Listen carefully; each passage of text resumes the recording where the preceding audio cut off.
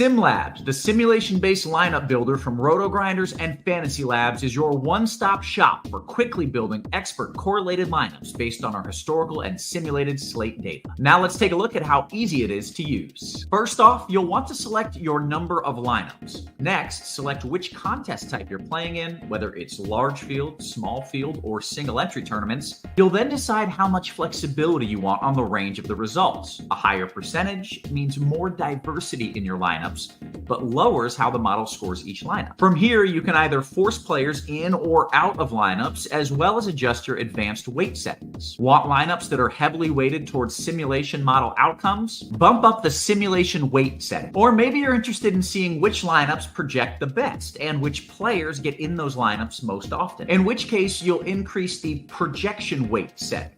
Once you're satisfied, you can hit the Get Lineups button, and SimLabs immediately goes to work, combining every aspect of a DFS slate with your individual settings to give you expert lineups. You can review your lineups with the Exposure tab and easily bump up or lower your exposure to specific players in your portfolio with the click of a button. After you've crafted your portfolio of lineups to your liking, you can either download the CSV files directly or hit the Sync Lineups button and automatically import your lineups into Lineup HQ for further review. SimLabs from RotoGrinders and Fantasy Labs is available for premium subscribers only. Get yourself access now at a discount by clicking the link in the video.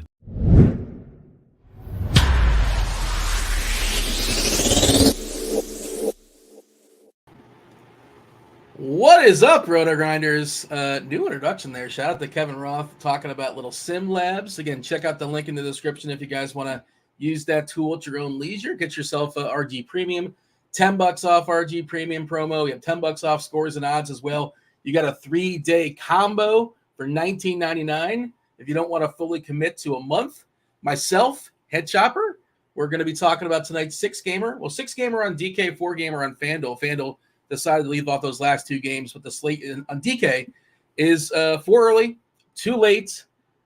Dallas was kind enough to give us the news as far as Luka, but it was pretty obvious with his hammy last night. He was not going to play tonight. So very, very distinctly different builds when you're shopping on FanDuel as opposed to DK, because the Mavs will be popular for sure. All that usage, all those shots, all those minutes to be delegated for the Mavericks. Myself and Chop, welcome to Thursday. How are things in your world? Things all good?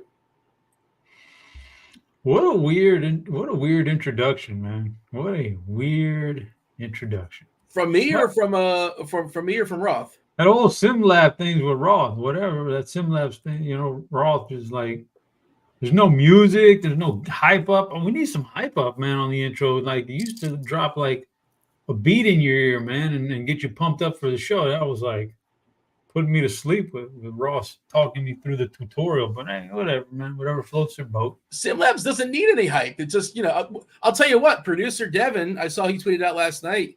He said he had 3 minutes. He used SimLabs. He fired him up, and he took down, Devin, I don't think he plays like the amount of money you play, in the streets. He's not at your level necessarily as far as the amount of money he's playing on a given night, but it was a big night for Devin.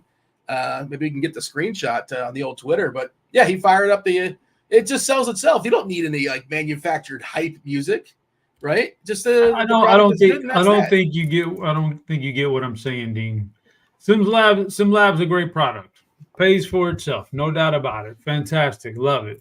I'm saying pre-show, we're coming on the air. Everybody, the audience, let's get hype. It's time, the basketball team taking the court for introductions, and the DJ's up there and he's dropping the We Will Rock You or something like that, Dean. That's what we need for the audience, for us, not for SimLabs, not for SimLab. Like, we need that rock and roll, man. We need that good stuff, but it is what it is, Dean. I'm okay. I'm enjoying my day so far, Dean. I'm gonna wrap up this show here, put in some lineups, and sit back and watch some basketball tonight. But can we talk about the elephant in the room, Dean, which was my courtside seats on Tuesday? I know you're a little jelly in the belly, man, right?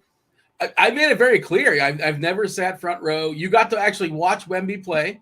You didn't get to watch Şengün play, who you really wanted to watch play as well. Of course, that's your Rockets. He's done so for the year, it appears.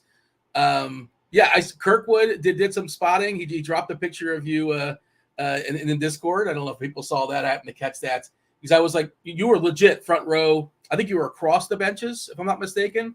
I was trying to find you on the so the big thing is, how much did it cost you? How much did it set you back? I think that's the people want to know. I'm not dropping any price tags here on air, but it would have been a lot cheaper if Wemby had just been ruled out, the day before. That would have been nice. But yeah, unfortunately didn't get to see Şengün play, man. That's my guy. But did get to witness a Rockets win. So that's always great when you go to a sporting event for a specific team to see your team win. And yeah, I got to see Wemby up. In fact, one time he almost dove into, it was right there. He almost dove for the ball right there. But I was about to pull the old thing where I kick out his knee a little bit. I don't really need Wemby, I don't. It's the Larry David special when Larry David accidentally tripped Shaq. I don't know if the producer Steve can pull that clip up on the fly, but that's what I was thinking of. I think it was the first season, one of the early seasons of Curb, where Larry was sitting in the front row with Richard Lewis, and he accidentally tripped Shaq, and the crowd turned on him pretty quickly. They gave him the Bartman treatment. But yeah, one of the more fun episodes. There's a lot of Curb episodes that are spectacular, but I was thinking of the same thing. And there's not a lot of room. Like, it's not hard to do that if you really, and I'm not encouraging it, but I always thought, like, even the cameramen, they're just way too close. I understand you get some great shots and all that. It must be amazing sitting front row, but I feel like it should be a few feet back. But it's probably an incredible experience. It's weird. It didn't take but like 12 hours. The game was over, and I'm already getting like spam emails from the Spurs ticket office. Do you want season tickets next year? Like, come on, man. Chill out. I like the Spurs, brother. Relax. Can I just get the Rockets package? Can I just get the Rockets package? That's all I really want. Yeah. So that's on my bucket list. I still haven't done that, and I am jealous. Jelly in the belly. Is that what you said? Is that what you threw out there? Yeah, a little bit of jealous for sure. By the way, Brandon in chat is saying that he thought it was a college lecture, the way the lack of music coming on. Bobby's saying I'm definitely jealous. Yeah, I just confessed it. I absolutely concede. It's something I definitely want to do. I want to sit front row. Seems like a good time for sure. And the reason why I'm singling out Brandon's message here in chat, because Brandon has taken me on in the head-to-head series. If he beats me in a head-to-head contest, he wins a week free of RotoGrinders Premium tonight. That is our giveaway on Thursday. I dropped the tweet yesterday. I dropped the tweet on the Twitter. Tomorrow, I believe, Friday, Blender's show on Friday, they'll spin the wheel and figure out what they're giving away for free, but they'll give away one piece of content on every Friday. We spin the wheel now, I believe, on Wednesdays. It's Wheel Wednesday, Chop. I don't know if you know that. That's when we give away premium every single day. There's something new. Movie Monday, which I'm sure you watch the show. You're a lifer. You know how that goes down. One of these days, we'll catch you on the movie show. That'll be good times. But, Chop, we got plenty of time, right? Just 4 games on FanDuel, 6 games on DK. Some body parts, though, we're monitoring that certainly matter. Jaylen Brown's got that hip, so he's questionable. James Harden, he's got a shoulder. Kawhi Leonard, he's got a back. His back was so bad last game, he left at halftime. That leads me to think he probably doesn't play tonight, but we'll see. So Kawhi's got that back, and Harden's got a shoulder. I feel like there's a decent chance we lose Kawhi. I feel like Harden's going to play, but these are just my guesses. The Kobe White thing was hilarious. They had him questionable all day. There was no chance he was going to play today. He was officially ruled out. Chicago in the back half of a back-to-back and traveling. Wait, just the back half of a back-to-back. I don't think they're traveling. Do I have that in front of me? I believe they're playing home tonight, if I'm not mistaken. Anthony Simons was ruled out because the Blazers just don't care. Jeremy Grant was ruled out. No, Simons is questionable. That's a late game. Jeremy Grant was ruled out. I think they ruled out somebody else too. Walker was ruled out. But lots of stuff we're kind of waiting for. As of right now, if I'm running some optimals, again, it depends on where you're playing, Chop. But Dallas is flooding DK stuff. Not a great matchup there against OKC. It feels like a tough matchup there. Back half of a back-to-back and travel for Dallas. Possible blowout, right? But Hardaway, Dante Exum. If you have the funds, Kyrie looks like one of the best big spends in the slate as well. And your Rockets are coming in pretty popular because prices, I guess, have not fully adjusted to life without Şengün and the matchup there against Washington. And they're also without one of their other fringe pieces. Cam Whitmore is also not playing too. So Yeah, what do you got, Chop, as far as the slate? FanDuel, again, a little bit different. We'll talk about that as well. But you lose Dallas and your lineups become really Chicago heavy, Houston heavy, some Washington stuff as well. Yeah, there's some value here. So there's really a distinct difference between the 4-gamer and the 6-gamer. Like, it's massive. So it's just a totally different build. So on the 6-gamer, you've got the luxury of the Dallas stuff, and that combined with the Rockets leaves plenty of and no Luka to spend up on, leaves plenty of room in your rosters to do a lot with that salary cap. On FanDuel, you don't get the Dallas value. And we'll talk about the pricing of the Rockets is a little bit egregious. So in a bad way for us to build lineups. I think it's tougher, it's tighter. So yeah, I just think there's two distinctly different builds here, and we'll talk about it as we go. But plenty of injuries that are going to make lineup building on DraftKings not so tough tonight, I don't think. Yeah, I think Amen Thompson's one of them, right? As far as the distinct difference in prices, I want to say he's like 5.2 on DK, and his FanDuel price is still in the 80s, or the 8s, I guess, not the 80s. That would be outrageous. He drew the start last time, somewhat surprisingly. He's 7.6 on FanDuel, but then he busted hard. He did not close, did not work out for him, but it still feels like a pretty good bounce back spot here against Washington. But really tough to play on FanDuel, but on DK, I think I'm going to go right back to it. Anything else you want to say as far as the slate? Anything else you're monitoring? The biggest injury to monitor, I guess, the Clippers. It could be Norm Powell season potentially. And again, just the way that the slate is set up on DK, 4 early, 2 late. We probably don't get, news in the late games until after the first 4 games start. 7:30, 8 o'clock, 8 o'clock, 8 o'clock. And then, 10 and 10:30, I believe. So once the 8 o'clock window closes, just those 2 games sitting there. Portland, New York. And again, Portland, we're waiting for, Simons. They didn't want to give us the full information on Simons. And then Dallas, I guess the starting lineup's going to matter to some degree, although there's just still should be plenty of value there. And then OKC, who was, I believe, clean as far as their injury stuff. Oh, who we didn't have last time? Jalen Williams is officially off. We saw Gordon Hayward start last game and play a lot of minutes, which surprised me because he had not played more than like 18 or so. But with Williams back, I'm guessing he falls back. Do you have anything else, Chop, we should mention, or shall we just power on through and knock out the old game-by-game deal? I think we can go game by game and knock it out. What is today's poll question? I don't know if producer Steve's got a poll for the people, but I don't see one just yet. Or maybe any poll suggestions in chat, or Chop, if you happen to have anything off the top of your head that you want to suggest to Steve. But we have not dropped one just yet. I was going to tell the people to vote in the poll, but there is no poll. But what you can do is you can like and subscribe and turn on notifications. We appreciate all that. And anything on your mind, Chop, poll-wise, or we'll see what Steve concocts, or the chat will give us something. Poll? No, Dean. No, not a poll, but I was just trying to update my rankings, and I totally screwed myself up, Dean. So, man, I messed that one up bad. I forgot we're only doing. Go back and correct it. I forgot we're only doing 6 on FanDuel. I thought I was like, oh, man, my guys are getting scratched. I got to add 2 more to each one of these guys. And I did 8. Now I got to go back and fix that. Yeah, this is awful, but. Well, 6 on FanDuel and 8 on DraftKings, and there's no synergy. And I'm the one who brought that up this morning too, and I just totally messed it up. Yeah, remember you gave me crap for asking Andy, like, hey Andy, what should we do? Like, now all of a sudden the roles in reverse. But you don't remember this? You're like, Dean, look at you telling everybody.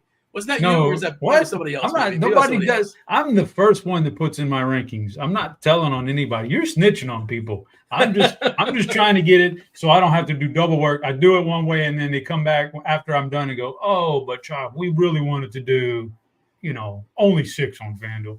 So I'm just trying to get it squared away because nobody else had done theirs yet. But yeah, I'll fix this later. No problem. Don't mind those rankings right now, but we're good. I think, lots of time to kill here. We'll figure it out on the fly. But I don't know, Dean. I had a nice little buffet on the court at the Courtside Club on Tuesday night. Oh, wow. Where's that at? You got to go inside or something? Or they bring it? There's a little tunnel on the visiting bench. There's this little tunnel that leads to a room, a club kind of atmosphere. They call it the Courtside Club with food and drinks and stuff.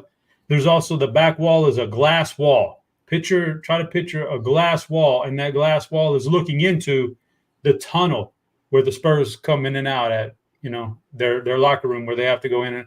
So it's a pretty good setup. And they had some nice food setup, Dean. So there was nice tender brisket. There was some pork medallions with some green verde salsa. And then there was one of those chefs on the side table slicing some sirloin to cut, as you brought your plate up to him if you wanted it. Yeah, it was some good food. So maybe it's a food survey today from producer Steve. Your guy Butto in chat just suggested best type of pizza. And I'm like, what do you mean type of pizza? Like Hawaiian, meat lovers? But then he says thin, deep dish, or stuffed crust. I don't know which route you want to take on that, but maybe producer Steve can work with that one. But you have a hot take? All pizza essentially is good. Out of those three stuffed crusts, all right, I have had the deep dish. That's more Chicago style. It was okay. I liked it better than the thin crust. The thin crust is way too, like you're biting into like a cracker. I don't like that. But the stuffed crust is better than both. Just normal, though. I probably prefer just a normal, regular pizza. No stuffed crust, no super deep dish, no thin crust. But out of those, I go stuffed crust. The thing is toppings, Dean. Now, I asked for my kids' order the other night on pizza. Yeah.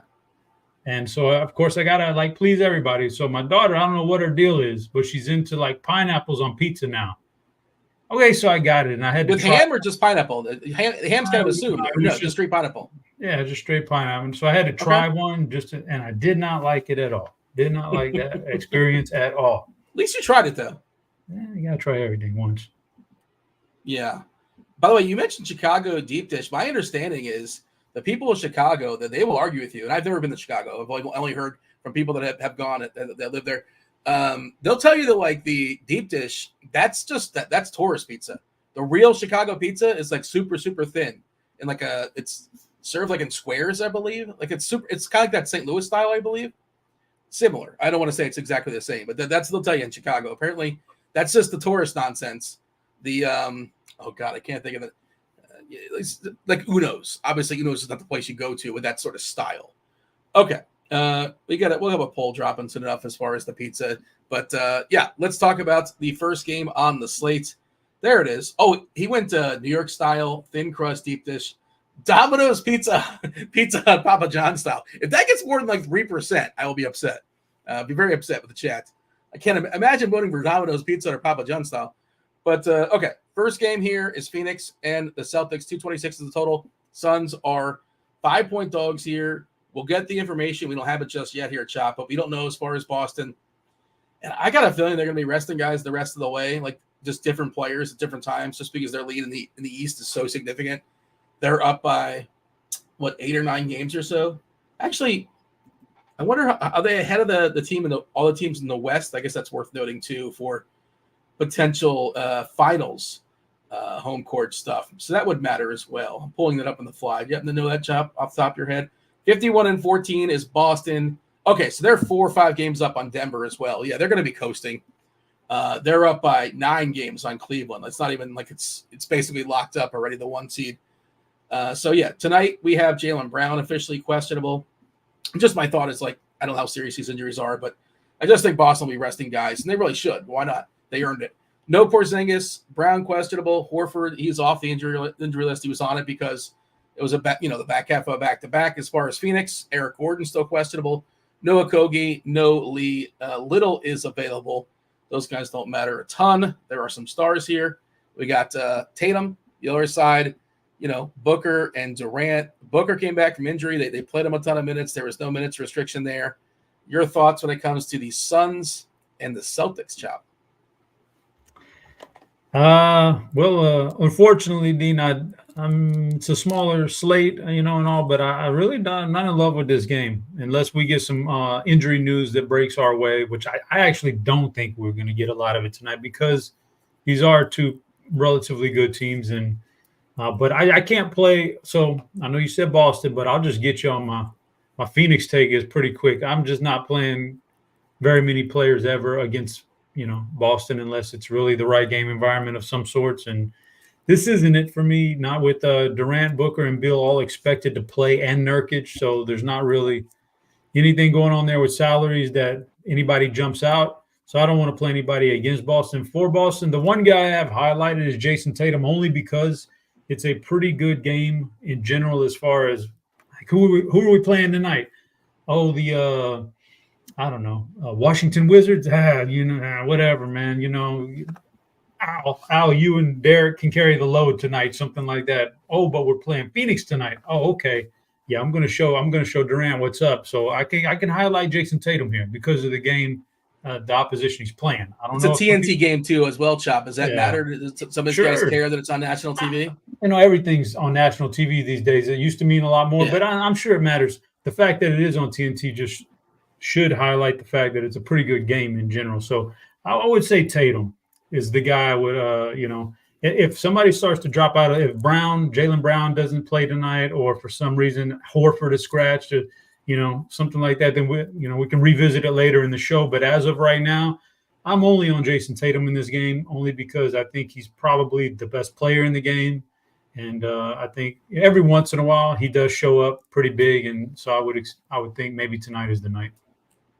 If Brown doesn't go, we have 4 positive value plays on DK. We have 2 positive value plays on FanDuel. Tatum being the best. He's fine right now as is, right? 51 median point projection on DK. He would jump up to 54 points if Brown happens to not play. I think he will, but whatever. Stay tuned. The biggest jump would be Sam Hauser, who would all of a sudden get projected for 30 minutes and 31 DK points. White gets a little bit of a bump. Or Holiday gets a little bit of a bump. Pritchard gets a bump. But those are the ones to certainly pay attention to. As of right now, this entire game, ownership-wise on DK, nobody getting more than 17%. That's Tatum, 16 and change. Brown at 11%. Nobody on Phoenix really getting played, right? Beal at 4%. Nurkic at 3%. We didn't see him close last game for whatever reason. I'm not sure if that was an anomaly or whatever, but that's what happened. Durant at 3%. Booker at 3%. I would just say, look, I'm not playing 100 lineups, but if I was, it's really, really easy to get over that, and I think I would get over that. Just get the 8 or whatever, and you're over pretty significantly. I just want to see if there's anything distinctly different on FanDuel. Obviously, FanDuel, the percentages are going to be chopped up differently, only 4 games, so ownership should be higher in theory, or just condensed much more in certain spots. And yeah, Tatum at 23%, Brown 20%, Horford 10%. He's down to 5'9", whatever. You don't really want to pay. You don't really love Horford. Center and center only. Center is actually really rough on FanDuel tonight. I don't know if you were doing your rankings, Chop, and I was doing FanDuel centers specifically. It's like, oh man, I don't even know I like 6 guys when you consider the salaries and all that. It's not good. The centers for the first 4 games. We'll talk about that as we continue. Like Vuk plenty, but you got to pay for them, and I'm not sure if I would prioritize them. To see if there's anything else that really stands out. Not really. Doesn't sound like you love this game, Chop. I don't love it either, but I do think there's a chance. The Stars. We could get 40 minutes out of Durant. We could get 40 minutes out of Booker. The matchup against Boston, obviously not spectacular. But also this slate is not really loaded with stars. We got SGA. We got Giannis. Both those games, I think there's a chance they blow out. And then, Kyrie, again, if that game stays close for Dallas, he's probably doing his thing as well. But there's essentially there's no Joker and there's no Luka. So those guys can put up 80 on the reg sometimes. Anything else here we should focus on as far as Phoenix and Boston, or shall we move on? Oh, Tim is telling us that Brown is in. Move on. All right. All right. Did you see that? I just caught that in the chat. Was I talking the whole time about the prospect of Brown being out and it was a worthless conversation? My bad if that's what the case was. Yeah, it looks like it happened about a minute or 2 ago, but yeah, Brown is in, so you can put Hauser back in the cupboard, whatever, unless you want to be extreme tournament angling. Anyways, let's move on. Let's talk about that's the only 7:30 game. Could we possibly, Chop, could we skip that first game if we want more information? Could we skip it in your lineup builds? Yeah, it's a 7:30 game, and then that's the only 7:30 game. There's 3 8 o'clock games. Yeah, absolutely. I mean, I kind of feel like maybe you either kind of semi-stack that game or you don't do anything with it. Like you said, Durant. If you got the salary, go with Tatum versus Durant or something along those lines, and then call it a day. Or you just flat out fade it all together and sit back and hope that that game doesn't go off. And even if it does go off, who goes off? Tatum and Durant? Well, they're both over 10K on FanDuel and relatively, relative. So they're not gonna like burn you unless they go for like 70, and that odds are against it. So yeah, I think you could fade the whole thing if you really wanted to. I'd say it's either or. Game stack it or fade it, and otherwise don't worry about it. Chop, you feeling the madness? Are you excited about March Madness? I see people in chat talking about it, and that's today's squad ride pick.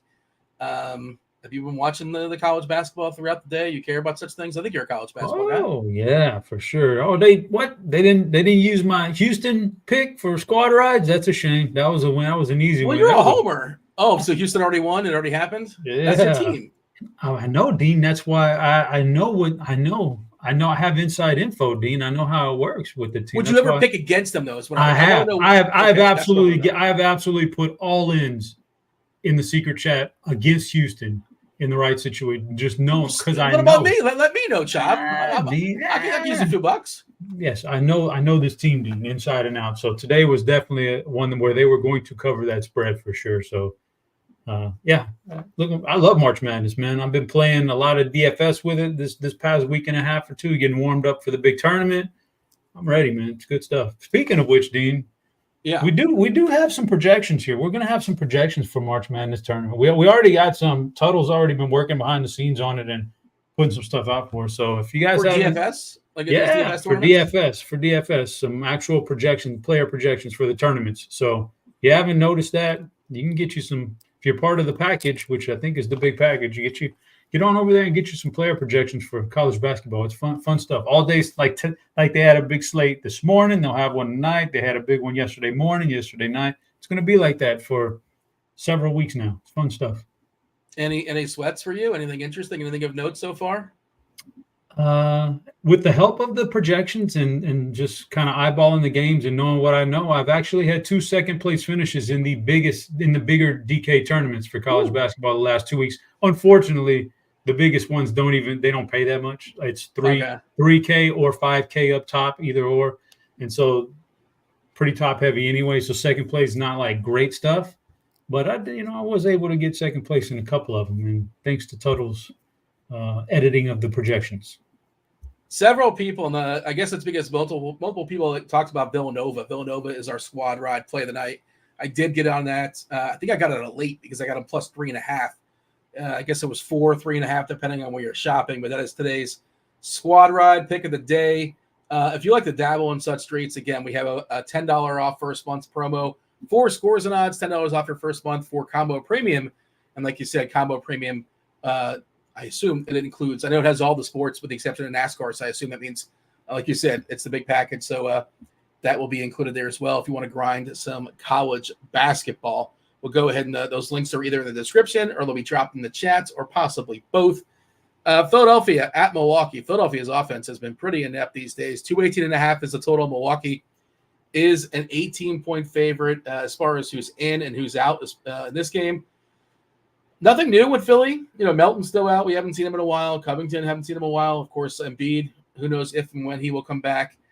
Milwaukee, Giannis expected to go. He's got that hamstring. Malik Beasley's officially got a back. He's questionable. Middleton, they were talking about him possibly coming back. Not just yet. Not so fast, my friends. He's still out. Beauchamp, doesn't matter, is questionable. Yeah, this is like story time, right? I think you can tell yourself a story if Philly stays close here and they actually score some points. If you want to, a big spend that is not going to get a ton of ownership, I'm scrolling down to find Maxey. Maxey 6%. That's on FanDuel. On DK is cheaper, but there's more options obviously on DK. So his ownership going to gather is going to be less than that. Yeah, 3%. I do not like this Philly side. But if you want to make one lineup with Maxey and run it back with Giannis or something like that, sure. It's not a big slate. I don't like just crossing out teams. We didn't love the first game necessarily. I don't really like this Philadelphia side. Revenge game for Harris. Revenge game number 32 for him against Milwaukee. But he's been kind of a disaster of late. This whole offense has been a disaster of late. How do you feel about Philly tonight? It's a revenge game for who? Tobias Harris. He played for Milwaukee? Didn't he? I don't remember that one. Many years ago? Am I making this up? I think he played for Milwaukee. I mean, it must have been a brief stint because I don't remember it. But if you say so, Dean. You now might have to the Google machine. I have to confirm this or deny it. I mean, wasn't he with Orlando at first? He was with Orlando.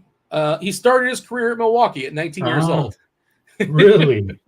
He must not last. Okay, 19. All right, I guess. He played there at 20. Yeah, he had a couple years there in Milwaukee.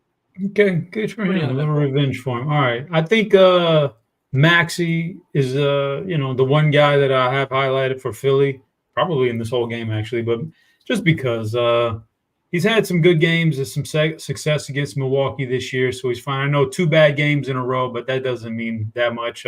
When you look up and see that, about 3 weeks ago we were paying $9,100, $9,300 for this guy, and now he's $8,500 tonight. So we're getting that discount for still the team without Embiid. It's still his team, so I don't mind Maxey. I don't hate it. And then the rest of those guys don't really do it. You twist my arm for Oubre, that's fine. Paul Reed's kind of cheap. You can go that route on DraftKings, and I get it. And then but it's Maxey though. And then the run back for me is really I don't really see one. Like Giannis is super expensive on both sites. Lillard is not as expensive, obviously about $3,000 cheaper on both sites, but like what is Lillard? That's still a pretty big, like Maxey or Lillard are about the same price on both sites. I'd rather have Maxey. And then Portis and Lopez, that's not really going to cut it for me, I don't think. Although, obviously, like you said earlier, a FanDuel or a center-only position, it's tough. Yeah, so maybe Lopez stays in the mix and Portis has eligibility at center, but that's on DraftKings where you don't really care about it as much. But, yeah, I'm kind of more on Maxey, and it's a price play. He's just lower than he has been in a long time. And, we were getting him for like $9,300. 2-3 weeks ago. So yeah, I think that's an interesting play. The thing with Maxey, and I don't like the force run backs. Like I suggested like running back with Giannis, but I agree with you. Like I don't necessarily love Giannis. It's just like if I play Maxey, you have to assume this game's going to be close, right? And I guess it could be like 88-90 as a final score, but what if it's like 121-117? Probably Giannis has a great game. But it's tough. I guess what I'm getting at is I don't like the idea, and I'm not saying it can't work. I just don't like the idea of playing Maxey a la carte. Does that make sense? Yeah, it does. But I mean, I could, let's say last man in then. Last man in Maxey is an option. Like I'm not starting my lineups with him, but I'm scrolling down. I got a pretty good lineup. I'm feeling good. I took some value plays, and I got $8,600 left. Okay. Yeah, Maxey's probably at the top of that chart. I'll tell you on FanDuel, the most popular player hitting the optimals I ran 99 optimals, center and center only. Most popular center is Brook Lopez. The price is way down at 5.5. Certainly he's frustrating and the usage isn't great, but he can get some stocks and he gets some threes. Not the best rebounder for his size, but it's a perfectly fine matchup here against Philly. And there's not a ton of opportunity cost. The second guy is Vuk, and we'll talk about him soon enough. Like him a good bit. And Zubac on the other side of that game. But yeah, it's really thin. Portis is a guy you can play at center as well. So maybe if you want to play Maxey and Lopez, I think you can do that. You don't necessarily have to force Giannis. All right. Anything else we should note here as far as you kind of mentioned in passing as far as Milwaukee. You don't really love the Bucks either. Are we just kind of, I don't want to say, there's no priorities, right? No priorities on Milwaukee. Like certainly Giannis could be the highest scoring player in the slate, of course. But I don't know if I'm getting there either. But I certainly am not going to tell anybody they can't do it. That kind of sounds like where you're at as well. You're not terribly enthused about this game? Nope, not really. I think we get to the good stuff in a little bit, but this ain't it. If only we had some hype music to start the show, maybe you would be more hyped about these games. But something to wake us up, man. Something to wake us up. What you going to wake us up right now? I'm not sure. Well, hold on a second. Is this getting you going? You feel like you could imagine? I don't know. We're going to have to talk with Steve about the definition of hype. This sounds like you could be doing something else to this kind of yes, music. This doesn't sound like hype music, Steve-O. There you go. Now you're cooking. That'll turn up. He only has so many options, though. You get that copyright-free music, I suppose, to play with. But that nicely done, Steve. All right. Let's move on. J3 in chat says, this music is making me so hyped. So there you go. Puppet Master is requesting Little John. We probably cannot afford the royalties on that. I'm imagining probably couldn't splurge for that, but fair enough. Oh, the campaign revenge game pointed out by Bud Home Jenkins. Totally forgot about that. Slept on the campaign revenge game. If that game gets ugly, maybe, I suppose, you got to tell yourself a story. Clippers and Bulls, 214 is the total. Just checking Twitter. Did we get news on this? I'm guessing we didn't because somebody would always let us know in chats, right? Eric Gordon officially ruled out. Doesn't matter a ton. I'm curious if that, it probably doesn't move the needle so much for Phoenix. But Clippers, Bulls, we saw Kawhi leave last game. He left the building in the middle of the game. It's also the front half of a back-to-back for the Clippers. It's the back half of a back-to-back for the Bulls. As far as who's in and who's out. Otherwise, we did get the Kobe White officially ruled out. Kind of silly they gave him the Q tag. If you saw that fall, they had to take him off the court. Craig is available. He's probable. Julian Phillips doesn't really matter, but he probably gets some run just because of how thin Chicago is. He's questionable. Big one for the Clippers, both Kawhi and Harden. One's got a back, one's got a shoulder. They're both questionable. Obviously, they're still without Russ. And if you fire up our if-then, I know we have if-then for each one individually, but I don't think we had for both. But I think the most likely scenario is Kawhi doesn't play and Harden does. Do you have a read on that? We would be. This is why I was kind of asking about the, can we skip the first game? Because maybe this news comes exactly at 7:30. So how married do you want to be to that first game if like some new value gets uncovered, and now you're kind of locked in on Sam Hauser or something like that, and like you don't love your chances. So what's your thought here, Chop? Do we think you have a read as far as Harden and Kawhi? I mean, my read would be just like common sense would tell me, and I mean that Kawhi's not going to play, right? They had it was just the way they treated it, watching that game, like, oh my God, Kawhi is not in the building anymore. He's left the building. Like his back is so bad. And everybody's going, if they're without Kawhi for the playoffs, they're cooked. And all this other, like, okay, let's settle down. So now all of a sudden he's magically going to play tonight? Maybe. But I don't think so. I think he's a veteran and needs the time off anyway. It's probably not the worst thing to get him some rest right now. So I don't think he plays, but I think Harden and Paul George do play. So I'm on the thought process that Kawhi knows he's not going to play tonight, and the coaches know that they don't want him to play. Get him a little rest, and then Harden and Paul George probably will play. So that's kind of where my thought process with it. Front half of a back-to-back, right? Tonight versus the Bulls, Eastern Conference. Another team that's pretty wounded. They probably can beat the Bulls without Kawhi. Tomorrow night, Chop, they're playing New Orleans. Where is New Orleans in the standings right now in the West? The 5 spot. Where are the Clippers? The 4 spot. They are jockeying with each other. There's kind of a break after Denver, OKC, Minnesota. They're all 46, 45 wins. Clippers 41. New Orleans on their tail 39. Sacramento 38. Phoenix 38. Dallas 38. It's really jam-packed with the Clippers up front. Point is, it's a much more important game tomorrow night for the Clippers than it is tonight. So, and like compounded with Kawhi's injury history, I just can't imagine he plays. But a side note, Kawhi left the building, right? He had a back issue. Isn't there somebody in the building that can give him treatment for that? Like that seems like the best spot. Is there not medicals of any sort that can just treat him there? Or maybe he just was frustrated and wanted to go home? That was one of my side thoughts on that. It's like, well, there's got to be somebody that can get treatment in the back. No? It's Kawhi. So there could be something else going on there, like some personal stuff. Like he just doesn't want to be like, he has something else to do. Get me out of here. I got a bad back, which means he could play tonight because he was totally, kind of fabricating the whole thing. That's a possibility. Well, I'm not starting a conspiracy. No, I'm not starting a conspiracy. But, as a guy who watched him in San Antonio for a lot of years when he first came into the league, he's a totally different player now, man. He really is a prima donna now. Like he's like he's on a different level with that. So I don't know. He's a fun guy. Have you ever heard him talk about that? Yeah, he's a fun guy. But he was just I think he was a much more of a grinder and a worker early in his career than now. Later on, he's kind of become a little bit of a diva. So who knows? Can you do the laugh? I cannot, Dean, but I'd like to hear you try. Maybe producer Steve can pull it up for us, a drop. I don't know if that's something they can make work on the fly, but yeah, I was hoping that you watched them for so many years on San Antonio, but I guess you never really picked up on the Kawhi laugh. We did get an update in projections. I guess no. I was looking at the screen and let's see, 5:46. So it was okay. So about a half hour or so ago. I guess nothing really new has come in. The Eric Gordon thing came in. We're still kind of waiting, but they're asking about Powell. Yeah, so I think Powell's going to be he's got several routes, right?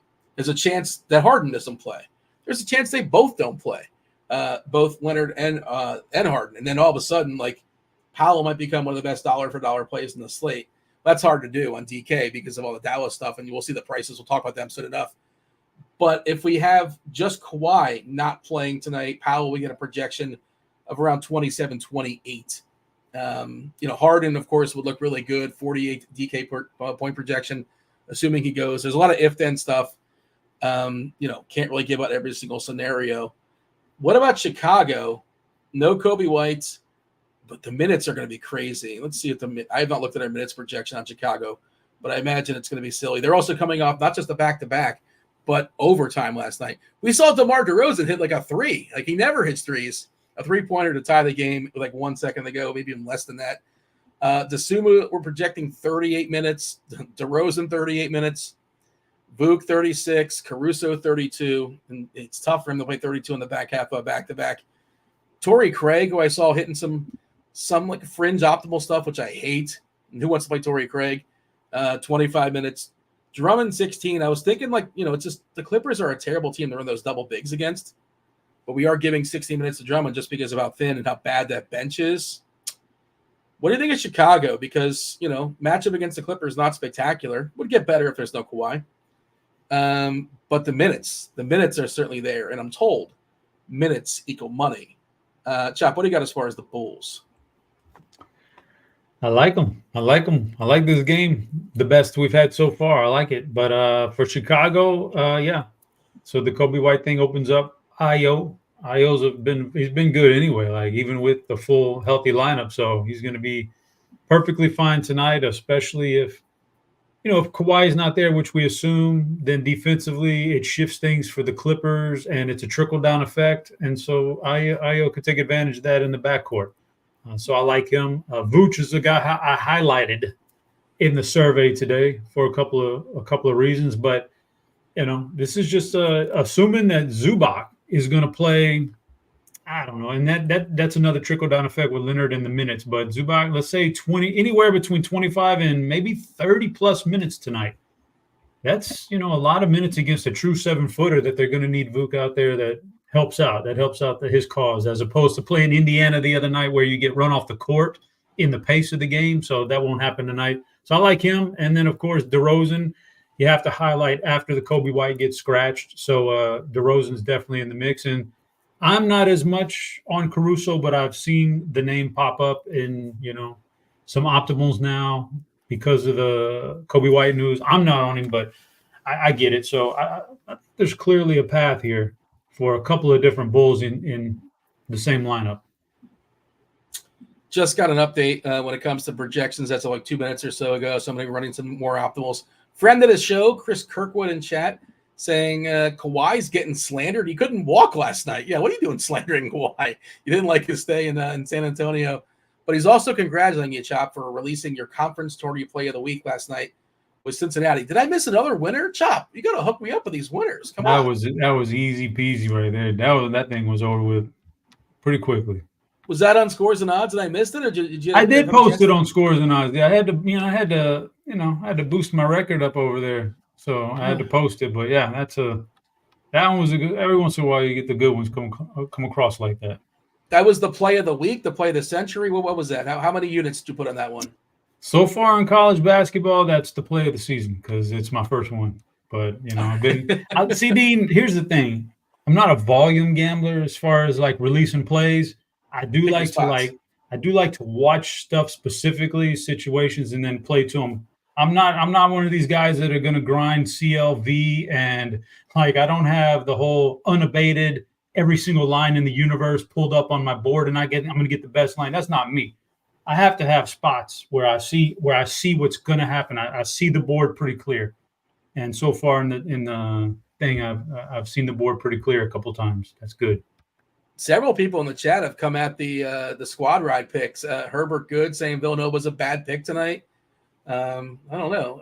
I couldn't tell you one player. No, when you said Nova, Dean, it made me like do a double take. Like, that's interesting because I'm not. I would not have necessarily taken. I get it because Marquette is banged up, but Nova is not good either, though. Like Nova is not a good team, so I don't know. I'm out on it. Maybe good luck on the squad rides. I don't have any skin in that game, but I had to do a double take on the Nova pick.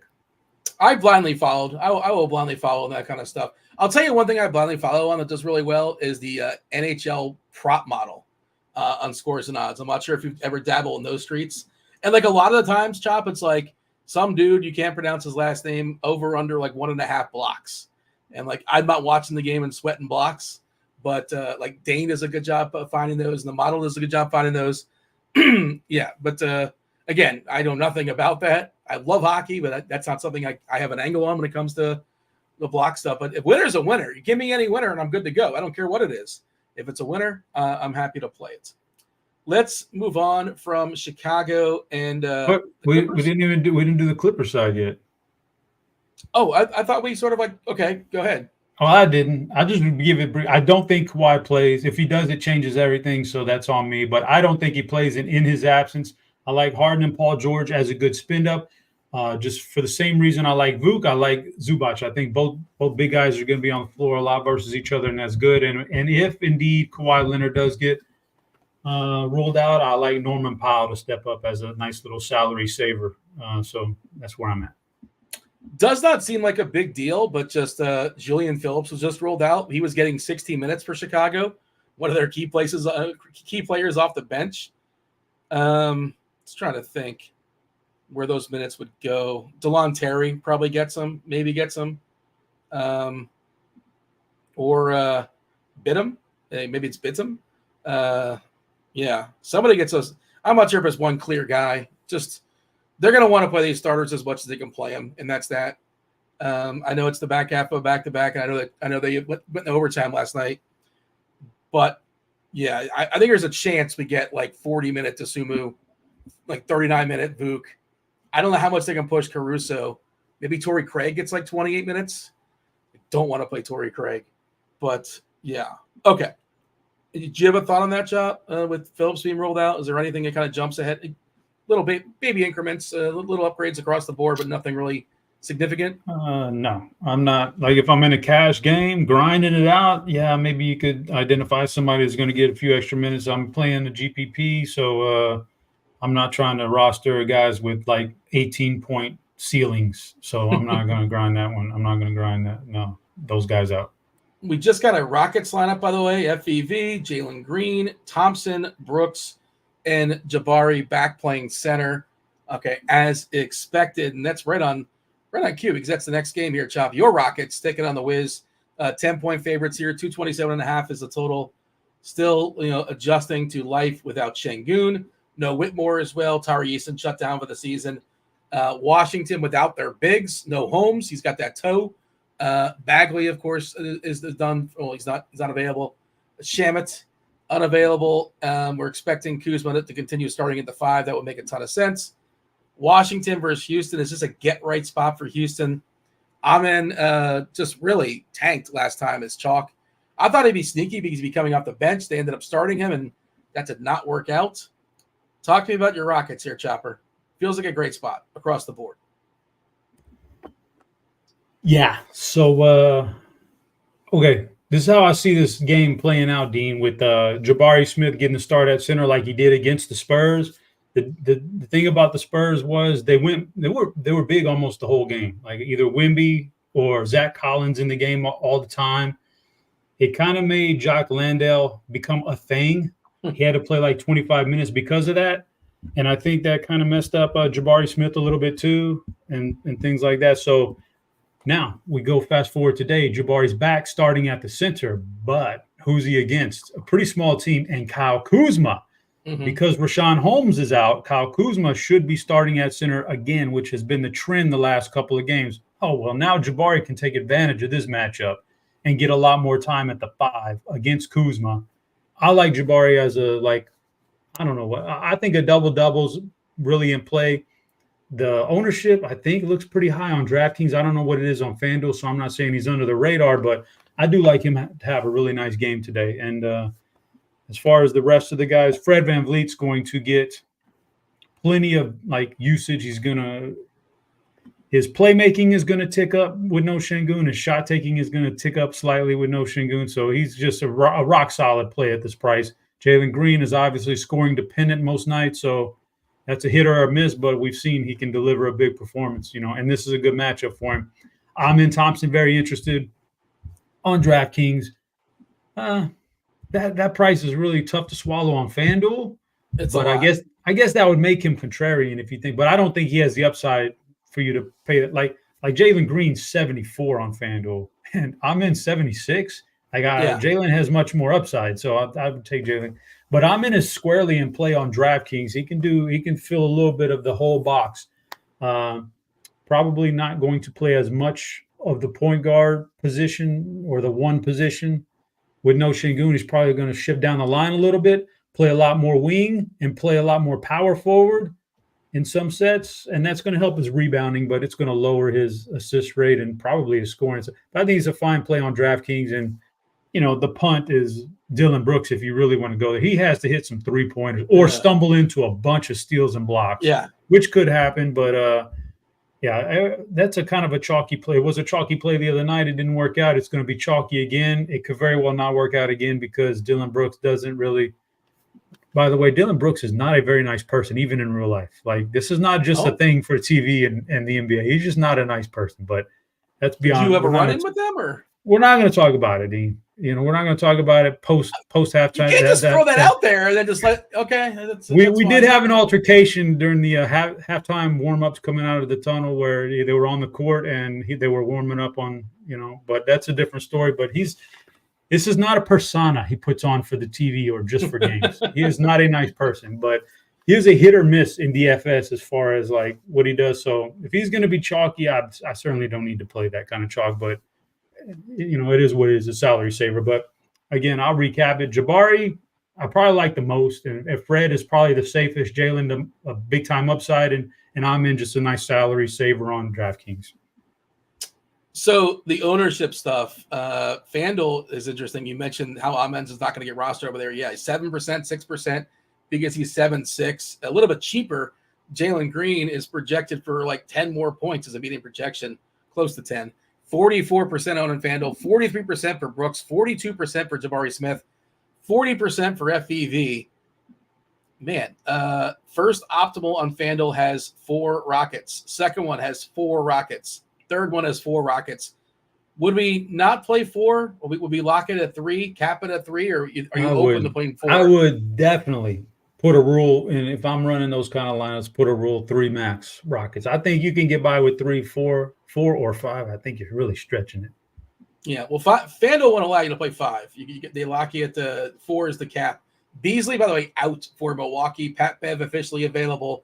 Giannis is still probable with his hamstring. So Beasley, does that move the needle a little bit? Yeah, they have enough wing. Connaughton maybe kind of sneaks up, but probably not enough to get super excited about. But maybe he gets elevated. We'll see what projections do. DK wise, by the way, I'm just trying to see what we have as far as ownership when it comes to the Houston guys. Let's see. It's not as high. Of course, there's 6 games, and you're including Dallas, which is going to suck up a lot of the ownership tonight. Still, Amen. People are going back to him. The optimizer is telling you to do so. 37% for Amen, 30% for Smith, 25 for Jalen, 25 for FEV, 20 for Dylan Brooks, who Chop's definitely not going to play tonight. Is there a cap there? It's 3 as well. I'm trying to see. I guess it's not going to be the same thing. We're going to get you're going to get between 1, 2, or 3 Rockets, depending on when it comes to the optimizer. But I'm seeing some with 3. I guess I'm willing to play 3 Rockets. I'd probably want to run it back with 1 player on Washington if that's the case. Probably. I don't know if I'd force it. There's enough Washington pieces that look okay. Did you talk about Washington, Chop? No, but there's a couple nice players like Kyle Kuzma again. People are going to attack the inside on Houston now with this current iteration of players. So Kuzma's fine, and Kuzma's a good play. Really cheap, actually, on DraftKings, all things considered, relative to the slate. So Kuzma's a great run back. Corey Kispert, good price tag on both sides. 3-point. So he's a 3-point shooter, kind of like if he's hitting his 3-pointers, he can put up a massive number on you. And I think Houston's 3-point defense is going to struggle with these players out there and the players they have to play. So Kispert seems like he should be in a pretty good spot tonight. Jordan Poole is one of those guys. It is what it is with him. Tyus Jones, probably a nice, safe DraftKings play, but I don't necessarily love attacking, too much on the perimeter against Houston. They have some pretty good defenders out there, and so Tyus Jones, I don't know. He is what he is, and Avia's okay, but Kuzma's the guy. And secondly, Kispert can be two guys you can run back. I mean, we're on a short slate. This is definitely a game stack here for sure if you want to go that route. Like one of the top 2 game stacks on the entire thing. Yeah, I agree with you. Kuzma's kind of pricey, but like I said, pretty good price there on DK, and he's been paying it off, and the matchup is pretty good. No Şengün probably makes Houston a little bit more vulnerable as well. I'm trying to see.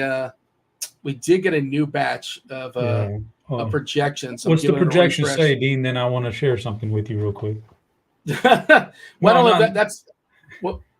you asking me to project if you will or you won't, or what are you asking me? No. So, okay, projection. What's the projection say? You got a new batch of projections. Anything stand out to you, Dean? I want to see what we did with Chicago, if anybody kind of stands out for Chicago, and I think they have Milwaukee as well.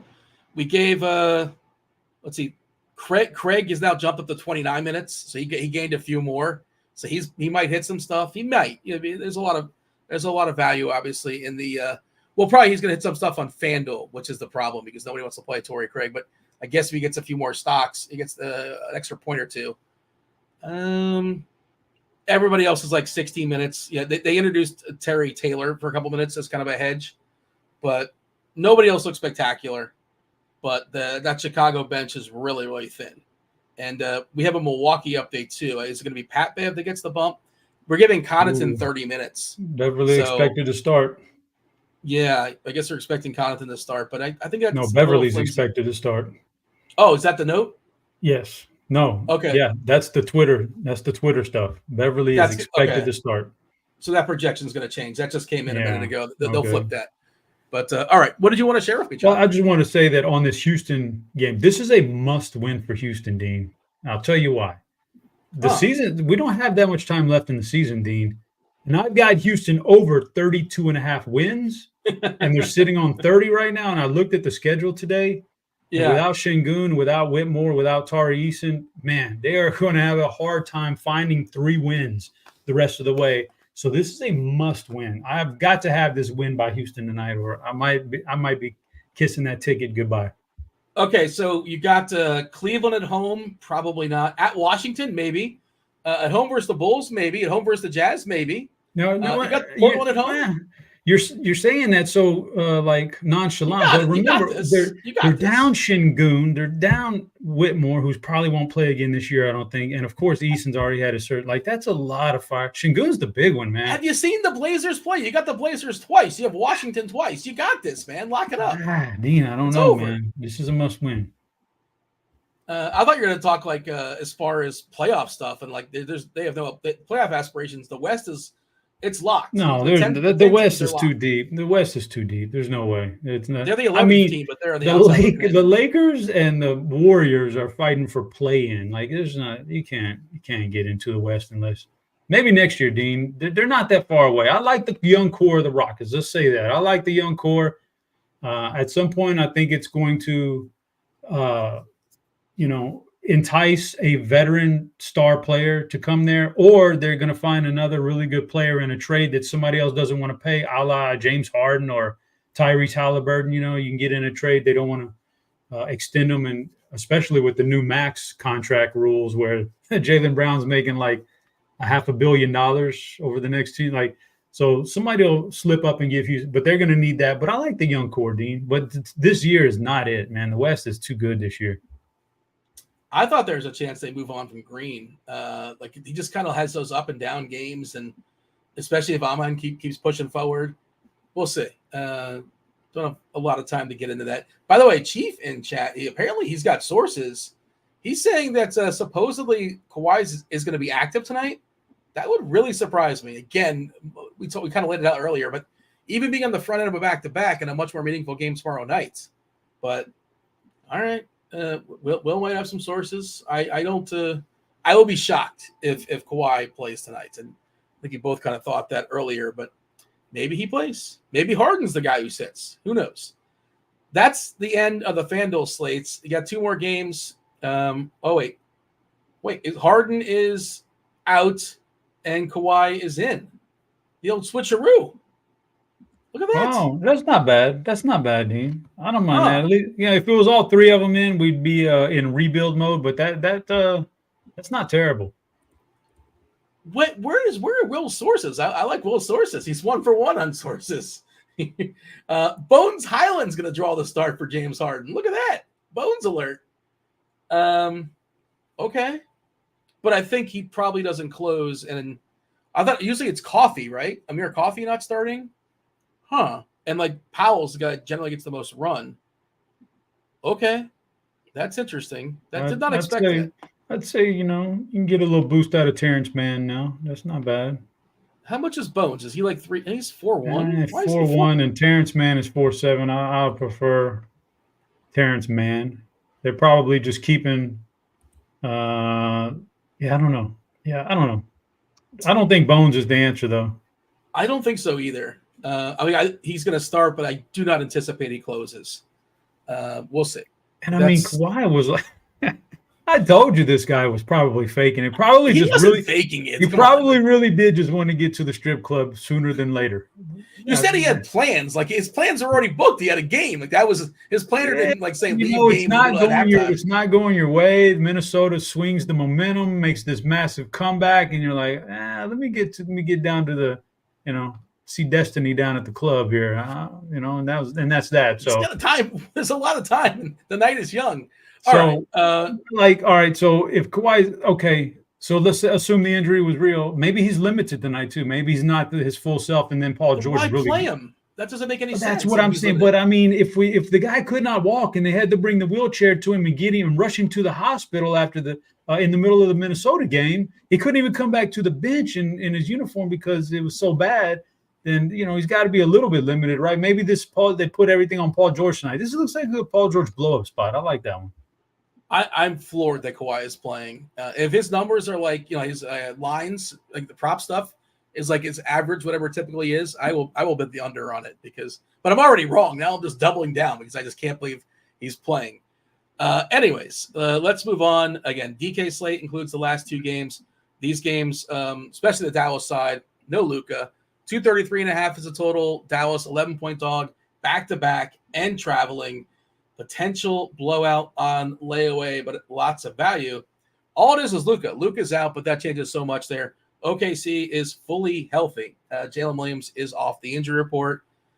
We're expecting Kyrie, Josh Green, DJJ, Derek Jones Jr., Washington, and Gafford to draw the start. Hardaway still looks good.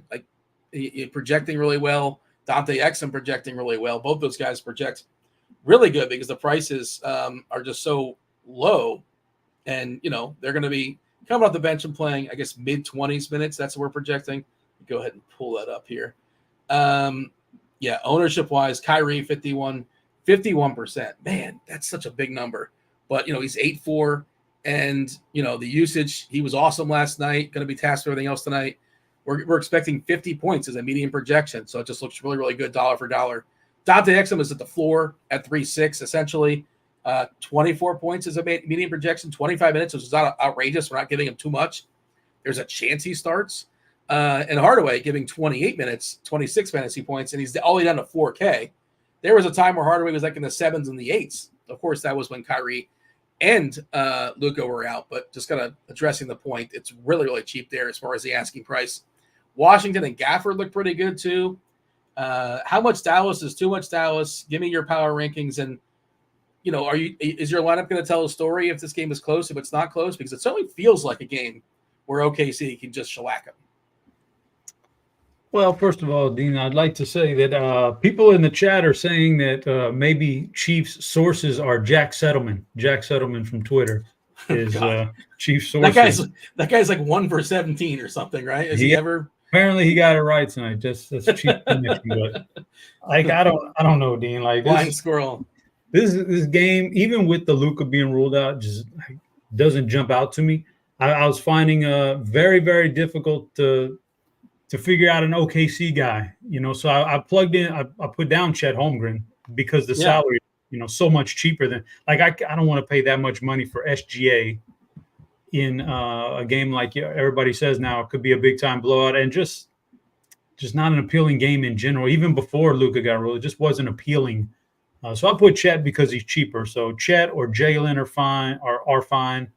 The lowest guy I think I would play on OKC is Josh Giddey, but that's about it. Dallas, I think Kyrie, if you're playing on that DraftKings and you've got access to this game, I think Kyrie at this price tag is pretty darn. He's a lock and load. I think even in a tough matchup, I don't think the game is so out of hand through 3 quarters that Kyrie doesn't step foot on the court in the fourth quarter. So I think you're good there. That's just such a cheap price tag for him. Kyrie and then Exum for me. That's my power ranking 1-2. Kyrie 1 by a clear margin, then Exum because the price tag is so good and because he's shown this year. I know he's not going to get most improved player or anything, but man, he's been a lot better this year than he ever has been in his entire career. So he's shown he was a massive bust with Utah. He was horrendous. Yeah, he's shown some really good promise this year. So I got him in there because over Hardaway as far as my rankings, because like Hardaway can be.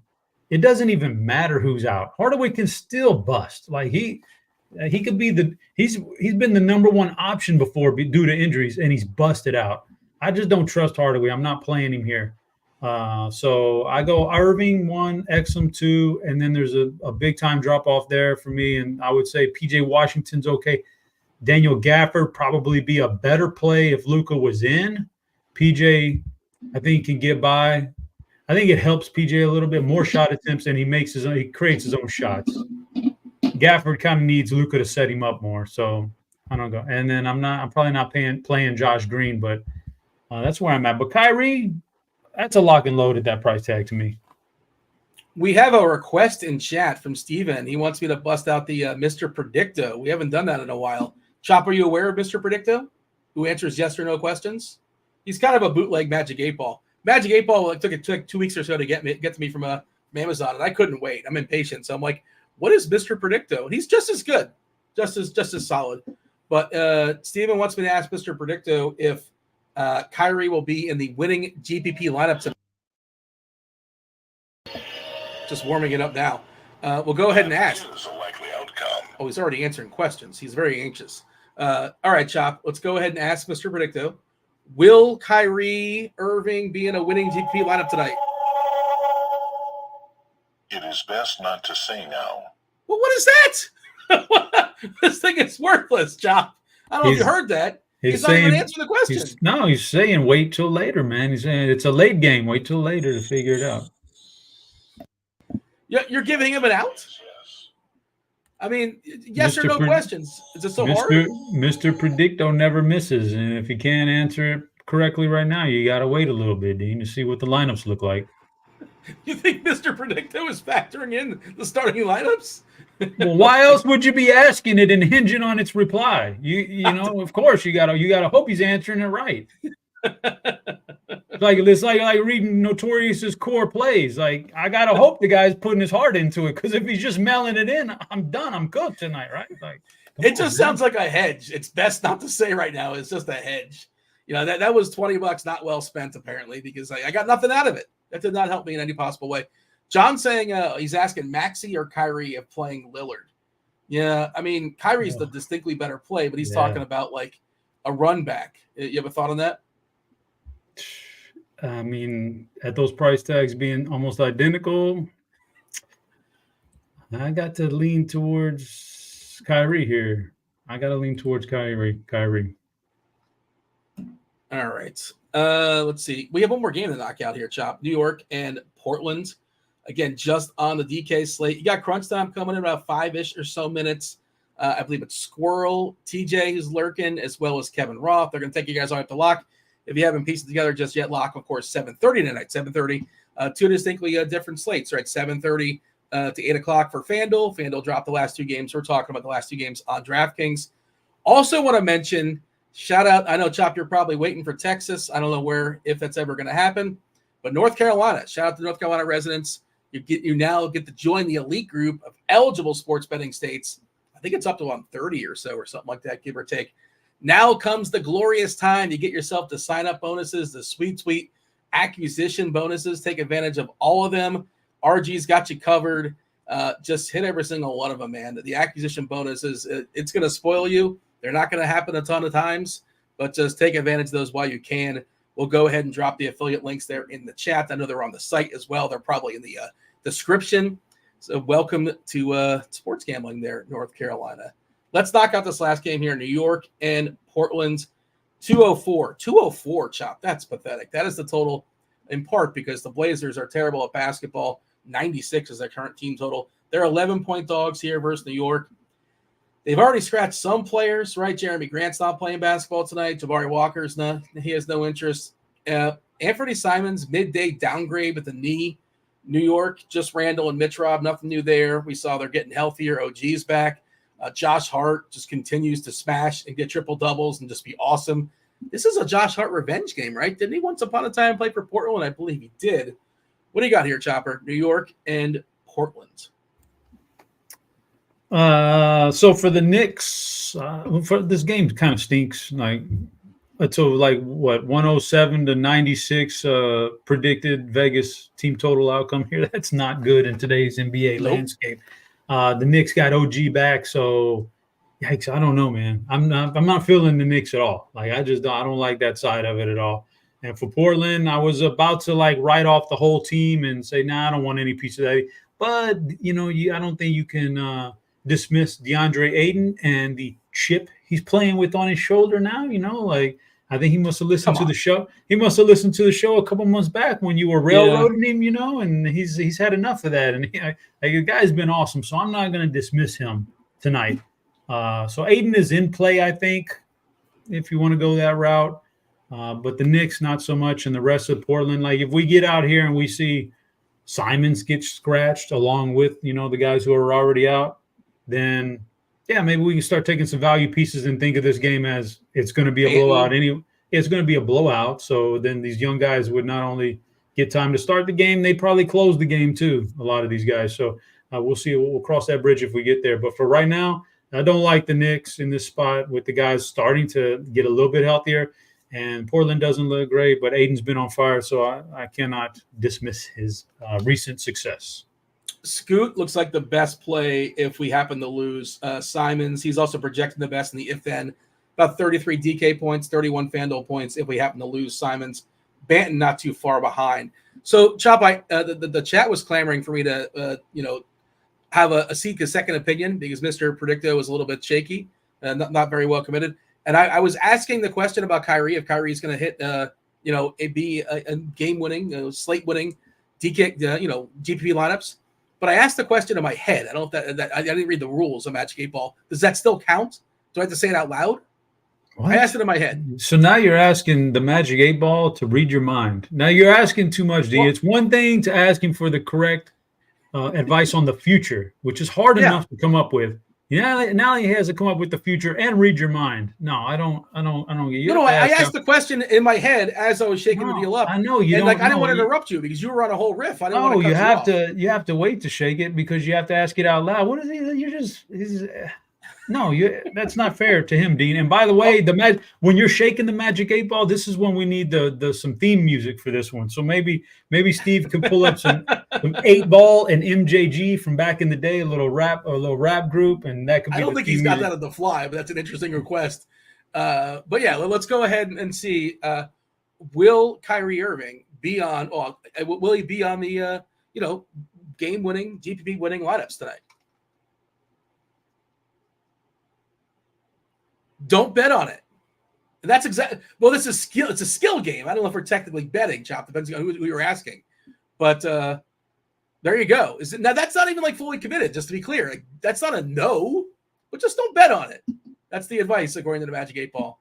But I don't know. This is what you get for $20. What do you want? I suppose it's if you want full commitment, you got to get the deluxe package for the Magic 8 Ball. We'll give you definitive answers.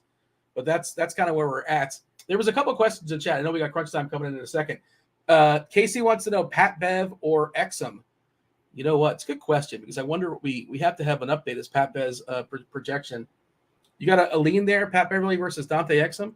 Oh, it's Exum for me. But Pat Beverly is even in the starting role he's still pretty thin, man. And Exum has done enough this year in his times when Kyrie or Luka's been out that he's shown some serious upside. I'd lean Exum. Projections agree. Beverly right now, 27 minutes they gave him with him starting. So about a 20-point projection on DK is a median projection. Dante Exum, 24 points with 25 minutes, and that's with probably not starting. Chance, I'm just trying to think. There's a chance he closes. Yeah, it's hard to predict what that final rotation is going to be.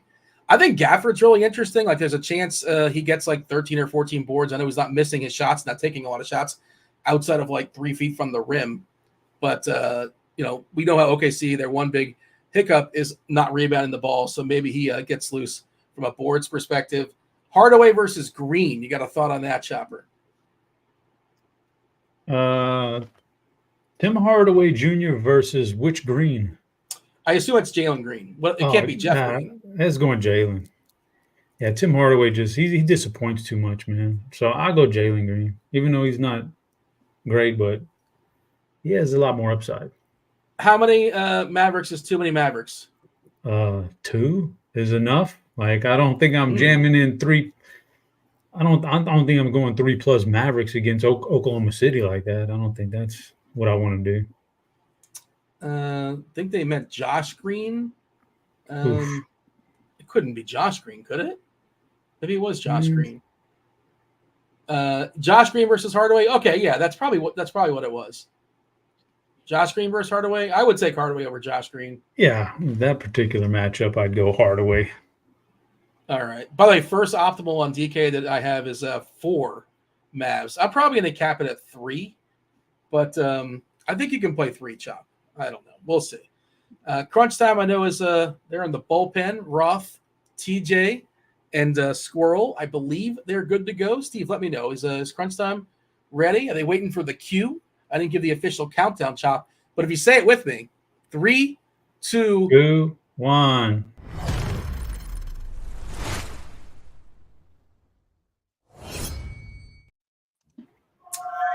Oh, sorry, Mr. Predicto. Mr. Predicto is still acting up. I went professional. I forgot to turn this guy off. Wow, come on, Dean. I don't know if you guys saw the fan. It's a 6-gamer and a 4-gamer, and we're in March.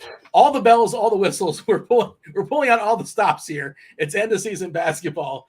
Anything I can use, I'm going to use for to kill the hour and 15 minutes.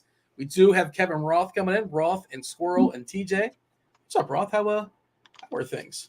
It's great. I slept 15 minutes last night, Dean. Have you ever slept 15 minutes? Do you know what that does to a man, Dean? I have when it's called a nap. That's what I've slept. Now that actually is like now this is the kids. I assume we're blaming the kids. Night. One throwing up. I had one peeing all over the place. It was just a nightmare. It's just a nightmare. Chop knows what I'm talking about. I think he was nodding at least. Yeah. Well, I've had some rough nights over the years, but Oof. Yeah, and it probably never really gets better, to be honest with you. That's great. Thank you for that. Yeah. Either, they're peeing and throwing them now. Then eventually it's like, oh, shit, you're staying awake because they're out with their friends. And, It's even I worse. hope they come back home safely. And that's even worse. So, like, it never ends, man. The whole kid thing is such a scam. It's just such an overrated scam. It's a racket, right? Big kid. Big kid has you convinced. You know what? TJ has a kid on layaway, so I'm sure he's loving this conversation, right? Oh yeah, I'm ready. I slept 15 hours last night. So oh boy, I'm prepping. Let me tell you something, bud. You better store them up now. I had that the other day where like yesterday I didn't have an alarm and then I ended up just sleeping until 11:30. And I said to my wife, I was like, you should. I got some things to do. You should probably just wake me up. I don't really want to sleep in that late. And then I realized 2 weeks, 3 weeks away from a baby, I might as well just milk that as long as I can because it's probably not going to happen again for a long time. Yeah, good move. I hope you say goodbye to your video games, TJ. Say goodbye to Disney Plus. That I'll probably be watching more Disney Plus. Fair enough. Chop, we got to give the people the old Fill in the Plums play. Who are you filling the plums this evening? Yeah, Dean, lots of good ones to choose from. I'm going to roll with Jabari Smith Jr. I think he'll have a monster game and against Kyle Kuzma tonight. So I'm going Jabari. I like him as well. That's who I was going to say, and now I'm thrown off because I did not have a plan B. I'm going to put my plan B in the chat. But myself and Chop, we're going to see our way out. But you still have 40 minutes of crunch time. You got TJ, you got Squirrel Patrol, you got Roth. Roth, take it away. Good stuff. As always, Dino, welcome to it, ladies and gents. You know the drill. It is crunch time. We're going to take you up to lock. We're going to take you through lock. We're going to take your questions as well. TJ jumping in after I thought he saved me as I had family in town. TJ and I are friends, and he was just being a good guy. But now I read here in the chat, this should be interesting. TJ and Roth face to face after TJ blatantly tried to take his job. I sent a message to it wasn't actually just a message, it was a very formal email to Andy Means and to producer Devin, and I said, look, I'm better at this than Roth. I know he's going to be away for a week. Let me have the whole week. Let me prove to you and the people that this is me that deserves to be hosting. Right. And that's actually what happened. Yeah. You submitted a formal an email and everything. Request was clearly denied because here we are. Here we are in the same roles as always, but really I do appreciate you jumping in. That was very helpful, my guy. So we got TJ and then we got Squirrel as well. He is one of the greatest tournament players and certainly the greatest live finals tournament player in the world, in the universe, I would say. What's up, Squirrel? Yeah, not much. Good little slate. It's a different slate. We got 4 games on FanDuel, 6 games on DraftKings, and an extra half hour to get our lineups in. But yeah, things are going well. Okay, very good. Jeffrey says, I'm looking forward to hearing from the top 3 guys at RG. Roth, TJ, and Roth. Are TJ and Squirrel 2 of the best in the business? You're damn right they are. You I say that every time, but sometimes I even mean it. I want to say the first time we did a show together, you said I'm here one of the best in the business, and I was like, oh my god, thank you. That's so amazing. I can't believe he's saying that. He must have heard of me. This is incredible. Then he just kept doing it. I'm it's pretty awesome. I hope that you told people about it too. You told your wife. He even said I was one of the best in the business. That's awesome. Okay, well, we have a good amount of time. Nice little slate here to dive into. TJ, do you want to give me a rundown on what I have missed other than sleep as it pertains to the slate, what I have missed here today? So it is a totally different slate on the 2 different sites. Like Squirrel said, on FanDuel, we only got 4 games today. And with that being the case, it's basically just you're playing 4 Houston players in every lineup today. I think probably most tournament lineups, you're still playing at least 4 Houston, or not at least because you can only play 4.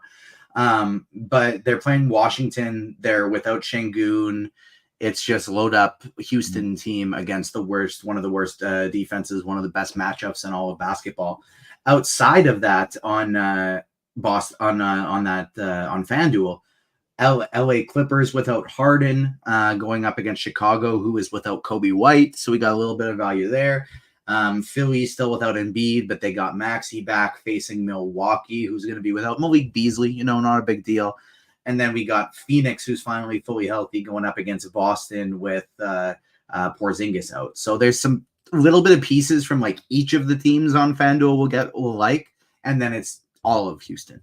On the DraftKings side of things, it's a different story because it's the same for the first 4 games, but then we have the Knicks in Portland, which ideally we can just ignore except for a couple pieces. But then we have Dallas and OKC. OKC has the highest total on the slate by more than 4 points, and Dallas is without Luka Doncic. And so on the DraftKings side of things, it's basically just Houston and Dallas, 1A, 1B, everybody else behind them. And then on FanDuel, it's just Houston.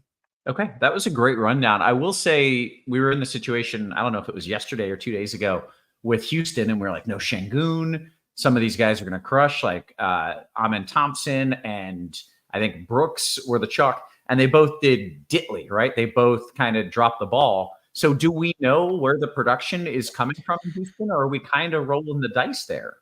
So Chop brought up a really great point on the last show. I don't actually specifically remember what team they were playing last game, but they had a big. And so Jock Landale came off the bench and he played a significant amount of minutes. It limited Amen Thompson. It limited Jabari Smith's upside. This week they're playing Washington, and Washington is still without Richaun Holmes. He's out. And so we're likely going to see Kyle Kuzma starting at center position. So that means we could very easily see just neither team play a center. I think that I'll see Landale get a big minutes decrease off the bench. And Amen Thompson is probably going to play a lot more minutes. Jabari Smith will probably play a lot more minutes at the 5. Gotcha. Okay, very interesting. Let's dive into it. Let's start with FanDuel. That is where we generally begin with the FanDuel cash build. TJ, you want to walk me through it position by position? Yeah, let's do it. I appreciate my guy Herbert in chat because Herbert's asking for the whole logo, which is the Agents of Fandom crossover with Avatar: The Last Airbender. That's what we did with this one. But I appreciate it because I've been having back problems lately because of how bad my posture is, how I'm always sitting hunched over. So when he actually said that in chat, it reminded me like, all right, you got to sit up here, man. Let's keep your good posture. So starting at point guard position, Fred VanVleet, you are absolutely playing here. And then Jalen Green, you're probably playing as well. 2 Houston guys. Green you can use at the shooting guard position, though. I think my first 2 choices for point guard here on FanDuel for cash are probably Fred VanVleet, followed by Bones Highland. He's 4,100 on FanDuel, on both sides actually, but better price on FanDuel. Bones Highland, $4,100, stepping into the starting lineup for James Harden. I think depending on the starting lineup, I would be maybe like if Powell's not in it, I'd be worried that he's not closing. But 4,100 is still a really strong salary saving option, and I think he's probably who you're pairing VanVleet with at cash. There are basically outs. I think at the point guard and shooting guard position in cash, you're basically playing 4 of 5 players, and that's Fred VanVleet, Jalen Green, Bones Highland, Ayo Dosunmu, Alex Caruso. Lillard's fine too with the point guard position. I think I'm just going to spend elsewhere. But as we pivot to the shooting guard here, those are my favorites to use here are Green and then one of the 2 Chicago guys, probably Ayo Dosunmu being my favorite there. At the shooting guard position, you can also play Dillon Brooks. You can also play Torrey Craig as a salary saving option at the shooting guard. But I think now that we have Bones, we don't necessarily need Craig. And I think Bones is much better cheap chalk than Torrey Craig because Craig might play, 5-6 more minutes, but he also is terrible point per minute compared to Bones Highland. So Jalen's a for sure. Jalen and then Dosunmu would probably be my second choice. Brooks, you can play here as well, but you can also get him at the small forward position as we pivot there. As much as I don't really want to play Dillon Brooks, he probably is a cash game option. Of all the chalk, he's definitely my clear I want to fade guy in tournaments. If he's hitting a bunch of threes, he'll probably do well. If he's not going to do that well. I don't think Şengün being out is going to impact him all that much. He would be the one I'd be looking to pivot off of in chalky tournaments. Denny Avdia at 7K. Another guy I would be looking to go to. I like him quite a bit. Corey Kispert at 5,300. If you need someone cheaper in the same game, that would basically be the entirety of where I'd look for cash. But DeMar DeRozan, if you land there, nothing wrong with that as well. Power forward position, you got Jabari Smith. He's a lock and load here for me. I would definitely want to be making sure I have him. Like I said, you're playing four Houston players. Just about whether you want to which ones you want to do. Is it Brooks? Is it Smith? Is it somewhere else? But you're playing for sure four Houston players. I'd want to make sure I have Jabari. Denny Avdia is fine. Kyle Kuzma, I think, is fine. If you need to go cheap, Jay Crowder is somewhat popping, but I'd rather stick in the mid-range personally. And then if you want to spend up for Giannis, you want to spend up for Tatum, they're both totally fine as well. But my favorite option is to stick in the mid-range. Center, Noto's got Nikola Vucevic tagged as a core play. I don't disagree with that at all. But if you need to go cheaper, both Brook Lopez and I think even Ivica Zubac are perfectly fine. Okay, very nice. Let's kick it to Squirrel for some tournament plays. I'm interested in this Houston spot still because I feel like last time we were here, everybody wanted to play Jalen Green, and Van Fleet was kind of the lower owned of the pairing. And now I'm looking at Van Fleet, and he's got the rainbow tag, and Jalen Green is cheaper. It looks like the ownership projection is similar, but is that a tournament pivot? Can you only play one? How do you work that? No, I think you can play both of them.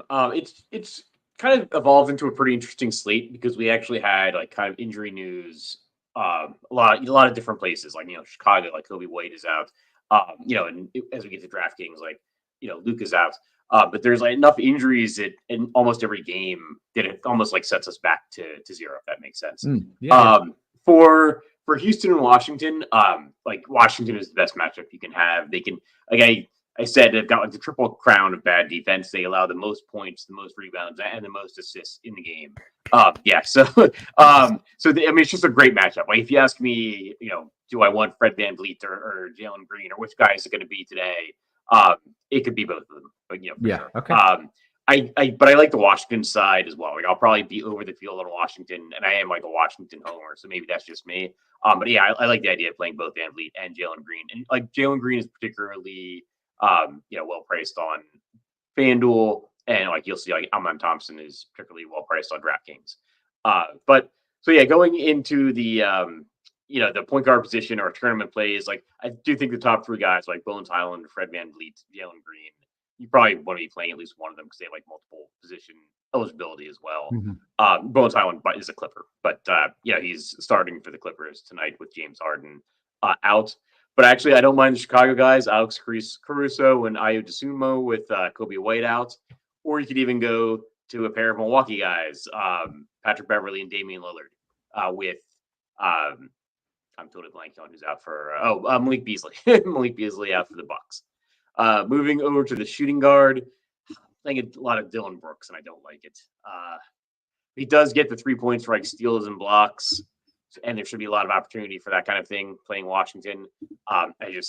He's the chalk that I'm playing, and I feel the worst about it. Elsewhere, shooting guard, you can play some Torrey Craig. He's only at 3,800. So it's not like, oh, you're really excited about playing Torrey Craig, but like playing Torrey Craig down 3,800 might let you get like Giannis as well. So you can play some Torrey Craig.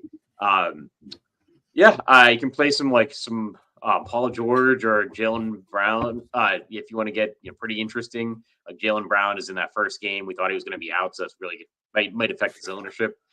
So don't mind that at all. Small forward, I'm playing a lot of Bilal Coulibaly. I might end up really over the field on him. He's a Wizards rookie, so again, take the Wizards like homer thing into account. But he gets like a bunch of blocks and steals, and that's like really appealing on FanDuel. Because like if he has one of these games where he just ends up with like 3 steals and 2 blocks, I guess, because he's playing bigger minutes now, that is totally reasonable. Like that's a bunch of points that you're not really accounting for in your head when you think about like Bilal Coulibaly. I also like playing Kawhi Leonard. He's another guy like Jaylen Brown. We thought he might be out for a good portion of the day. He might like start playing, his back gives out, and he's like taken off the court in a wheelchair. But if not, James Harden is out. So like I think that is a really interesting like tournament play because like everybody's just kind of thinking, Kawhi's in, Harden's out. I was maybe going to be playing a bunch of Paul George if Kawhi was out, but now I don't have to think about the situation other than Bones Highland. But like Kawhi should get a boost with James Harden out. So I think that's something to consider if he's like healthy. And it was a weird injury. It might have just been like his back locked up, and now it's fine. Like that happens to me all the time. So like my back will lock up, and then like the next day it's totally fine. You could also play some DeMar DeRozan. He should benefit from Kobe White being out. And if I think like Jason Tatum and Jaylen Brown, like the Boston guys, nobody's gonna play them, but I think they're still like viable tournament plays. Power forward, really like Jabari Smith. Really like spending up for Giannis. We have so much like value on this slate. Like Giannis is getting a little bit overlooked. He's a guy I've got tagged. People just like should be talking about him more. I like Denny Avdia and Kyle Kuzma on the Wizards side. I like being over the field on the Wizards because you're probably going to be playing some Rockets. Center position, it's kind of like a little bit thin today. But I've got Vucevic, Brook Lopez, Al Horford, Vika Zubac. I don't mind in like a 150 setting playing a load of Jock Landale because people assume that like he just came in to like match up against Wembanyama. That's probably the case. Like people are probably right.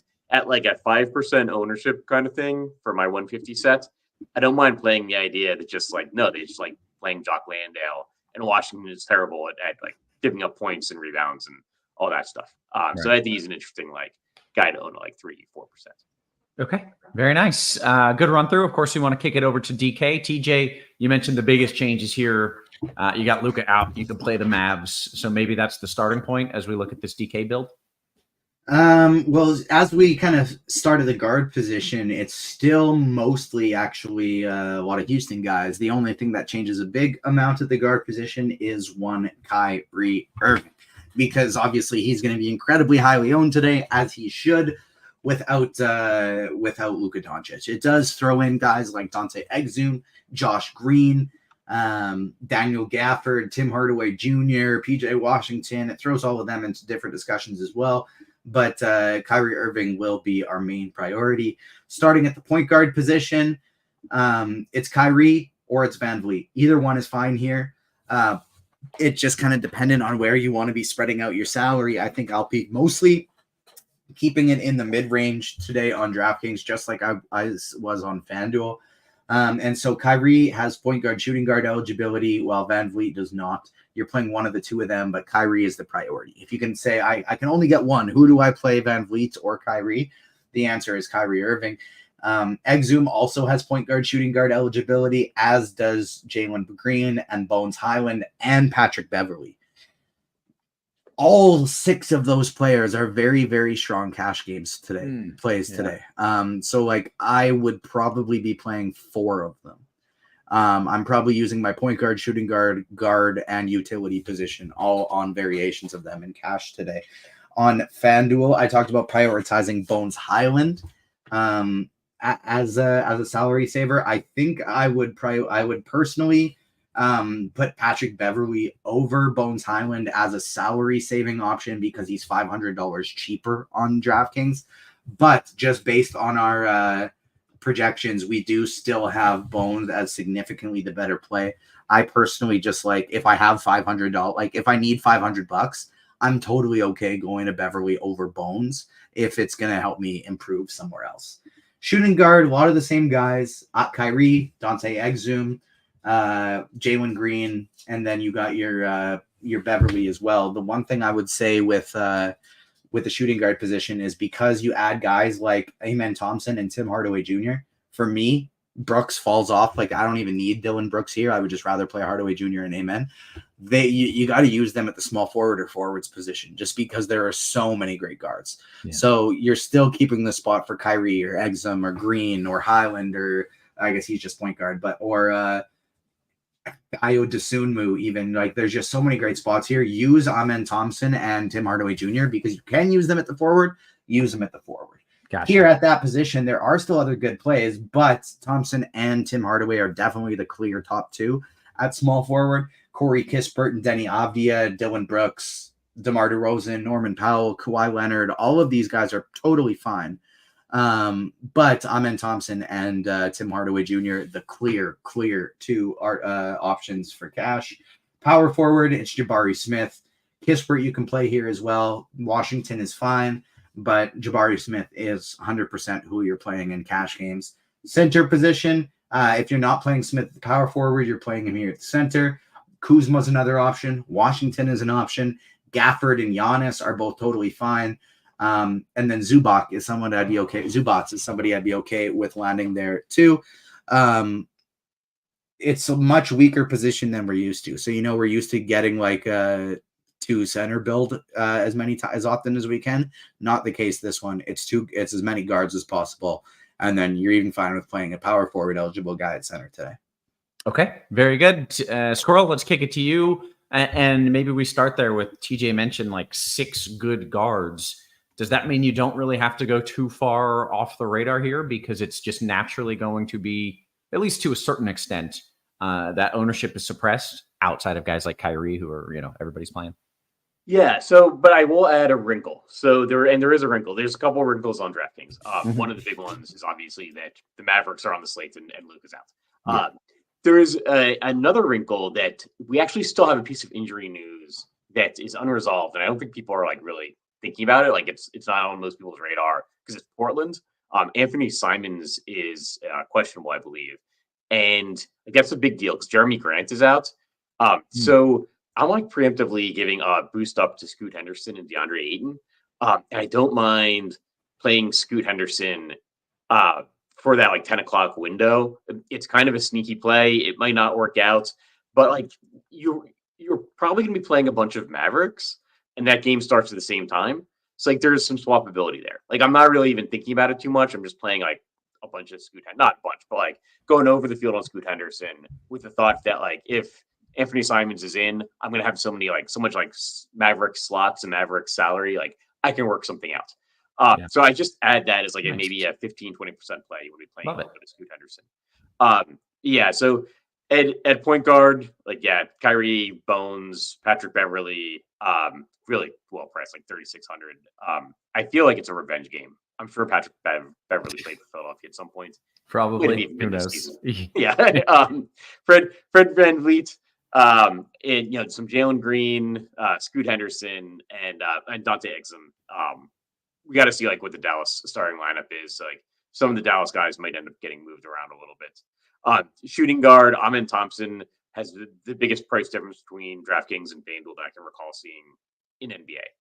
It's a $2,400 difference. It's like he's not really in play on FanDuel. He's like very much in play on DraftKings.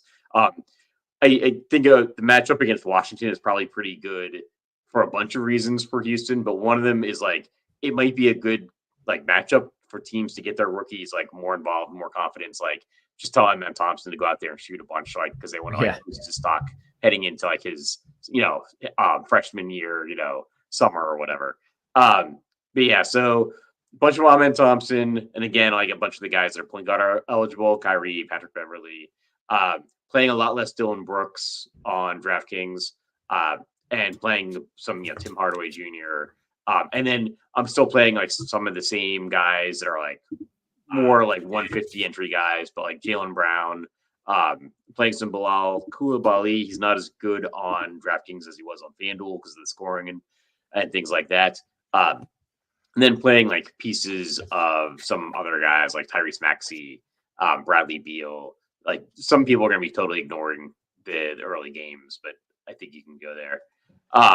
Small forward.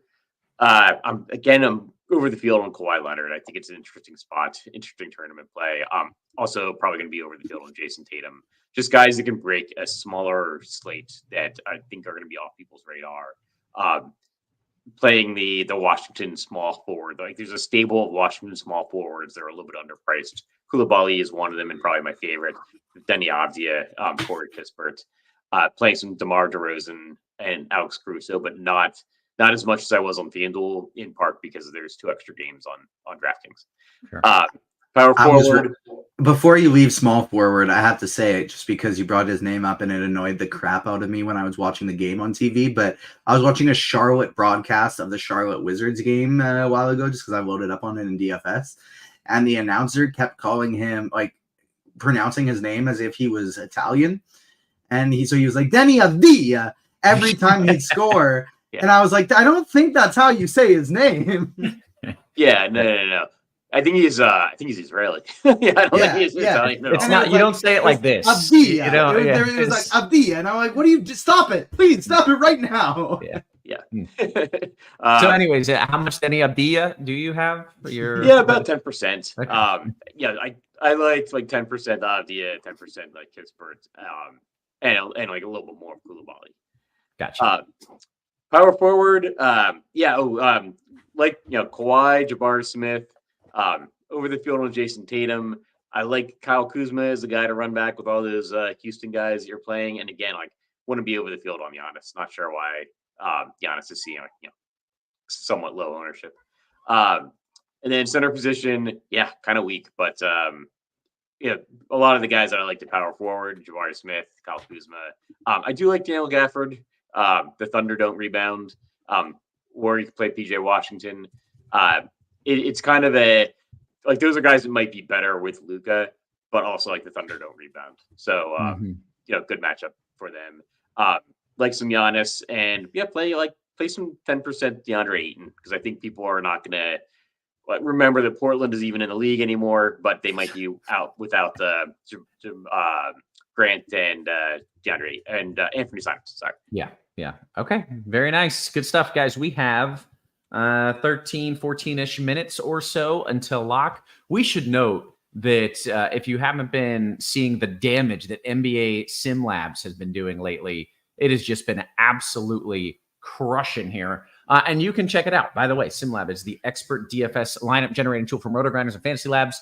You can use it. Few clicks. You can get hundreds of well-built correlated lineups for whatever contest you're playing. If you're running out of time before lock, our guy Devin, producer Devin, did this. I think it was last night. He had like 3 minutes before lock, locked in a lineup, and absolutely murdered. He put in, I don't know, $50 and won hundreds and hundreds of dollars. It was incredible. He's killing it. It's super fast. It's super efficient. It's maybe the coolest tool that we have. It is just absolutely fantastic. So make sure you have signed up. Here it is. Devin says, I turned $9 into $914. That's even better than I thought. He turned $9 into $914 last night with NBA SimLabs, and he did it like that. It was just last minute, and it spits out some winners. Really cool thing that we got going on. With that, we've got 12, 13 minutes now until lock. I'm going to take some QQs starting in the Discord, but we will work our way to the YouTube. Make sure you hit us with the thumbs up, by the by. FanDuel single entry, Squirrel, Kuz, or DDR? FanDuel single entry, Kuzma or DeMar DeRozan, just straight up. I think. Yes. Gotta go DeMar DeRozan. Okay. But you do like Kuz in GPPs, right? Yeah, and especially if you're maybe playing like a really Houston heavy lineup, which on FanDuel will be like 4 Houston guys, you probably want to run that back with a Wizard. Fair enough. Joe pointing out, to be clear, I am the coolest tool at RotoGrinders. Thanks, Joe. Thanks, bud. DK Cash, TJ, Kispert, Kawhi, or Hardaway and Tatum? I do Kispert, Kawhi, actually. Okay. This is an interesting question from Beaner. What game will you stack in a FanDuel GPP and cash? TJ, I know you're stacking up both sides of the Houston game in tournaments, and we don't really stack in cash. Is that the right answer, by the way? It's the Houston Wizards game for you? Yeah, you don't need to stack in cash. You're playing as many Houston players as possible, but I think that's how you maybe make your lineup a little bit different, is if you're playing a bunch of Houston players like everybody is, you turn it into a full stack and run it back with Washington players. Yeah. And Squirrel, you're in agreement? That's kind of your game plan here? Or is there another FanDuel? game? I think it was FanDuel, yes.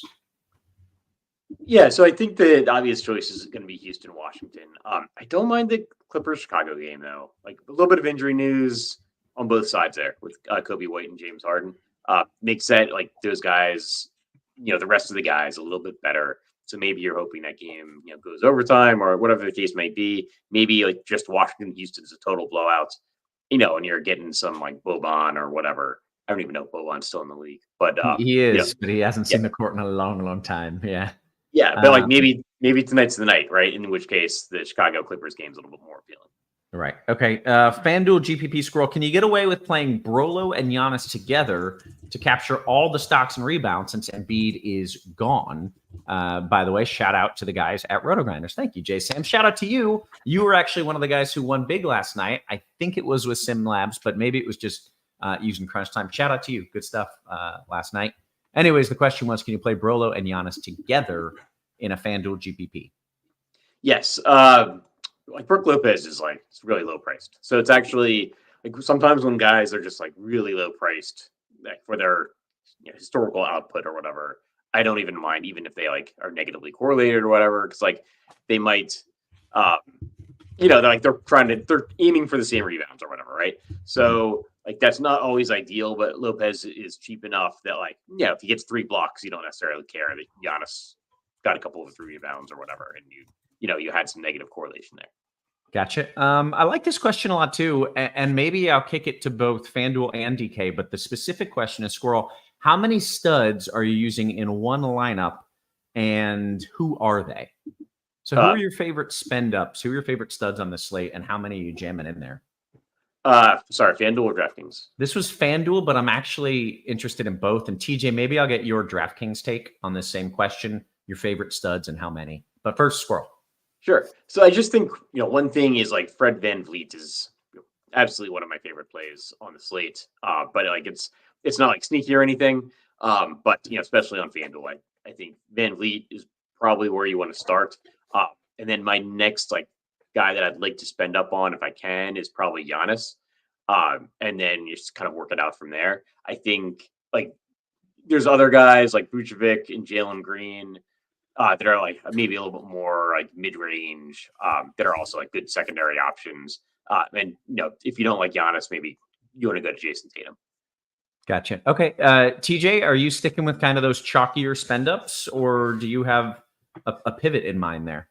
I think the answer on DraftKings is either 4 or 0, depending on how you want to look at it. So in most of my favorite lineups, my most expensive player is $8,400.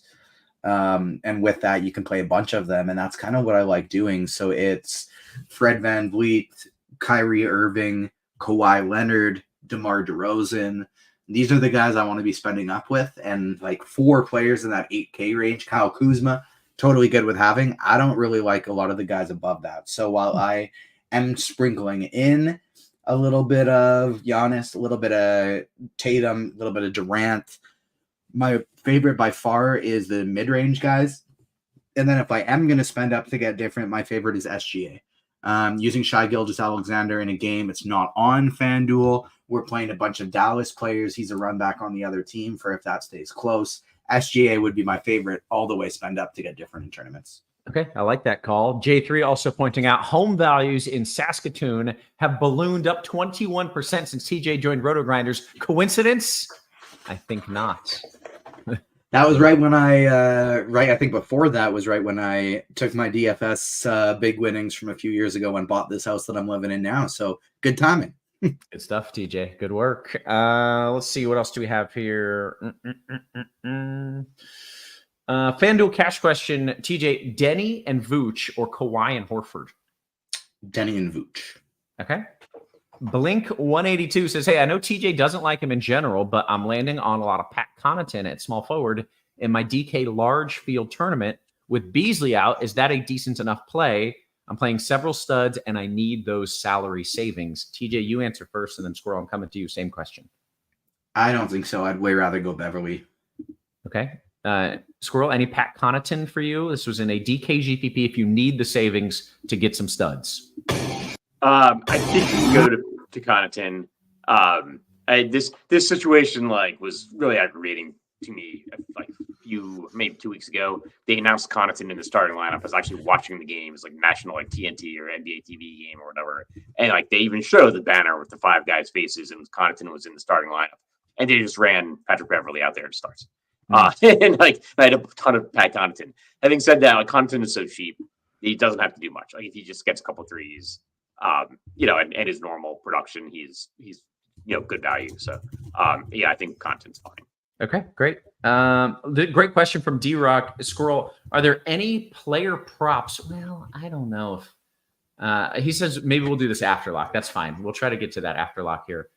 Your favorite center on FanDuel? The answer was it's escaped me now. Vucevic was favorite favorite FanDuel cash center. Squirrel, same. Yeah, Vucevic. Okay, great. And then FanDuel GPP, Squirrel, right back to you here. Tatum or Leonard in a FanDuel GPP? Tatum or Leonard? I have to go Tatum, but I like being over feeling Kawhi Leonard. Okay. TJ, any love for a pool party? You diving in tonight? Yeah, definitely. Jordan Poole's got a high ceiling, and I like playing a bunch of Houston players. He is currently projecting for low ownership, definitely in compared to the other Washington guys. So yeah, I'm having a pool party tonight. Okay, very good. I'm going to jump over into the YouTube. We got about 4 or 5 minutes until lock. Let's see, just a lot of chit-chatting going on, but a few questions as well. Shane Schroeder says, Torrey Craig or P-Bev? TJ, Torrey Craig or P-Bev? I would go Beverly. What else do we have? DK Cash question, TJ. Powell or PJ Washington? Note that I already have Gafford. Powell's projected for 27.74. Washington is 28th. I'd still probably go PJ, even though it's cash, you're not worried as much about the whole I have Gafford and PJ thing. Which Powell are we talking about? Norman.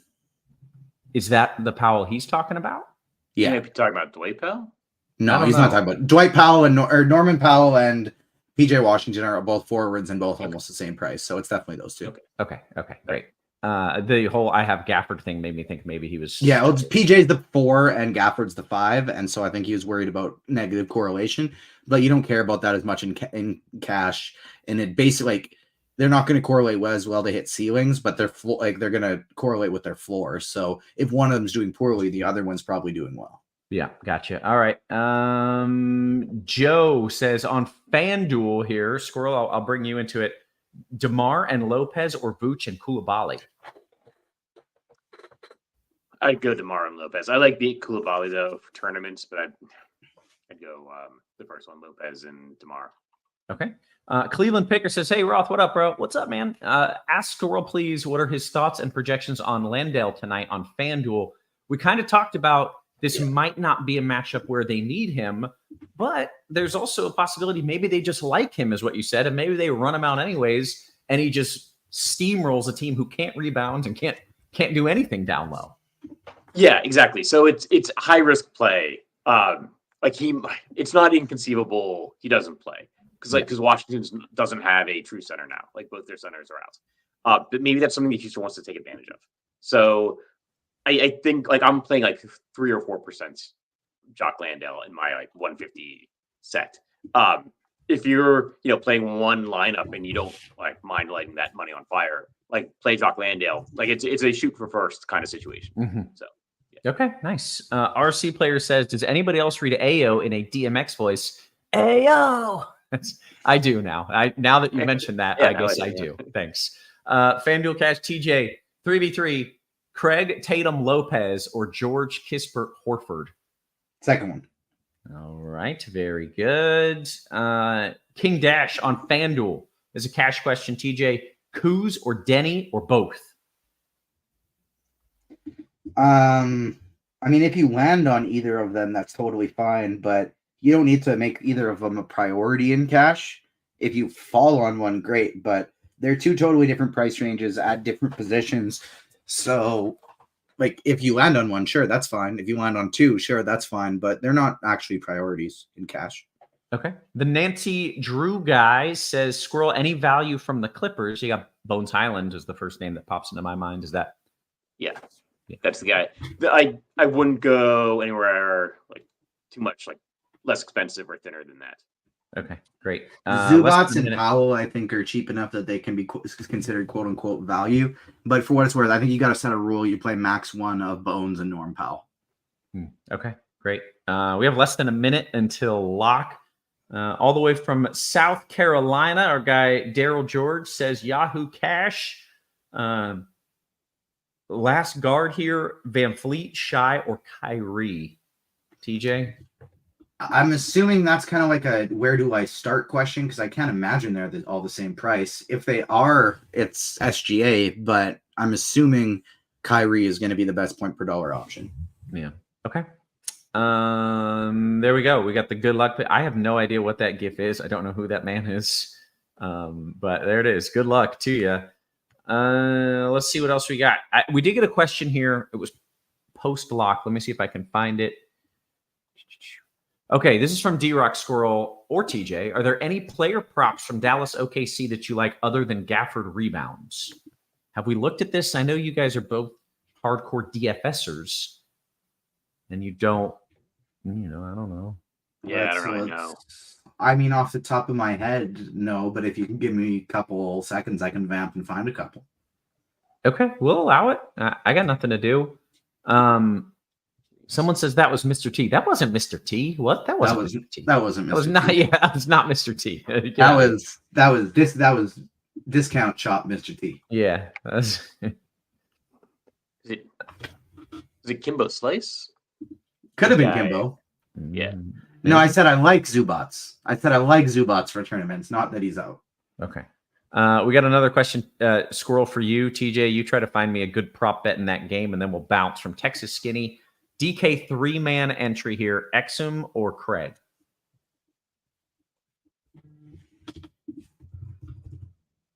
Does that for Squirrel? That was for Squirrel. Exum or Craig? Squirrel. My bad. I might not have called your name.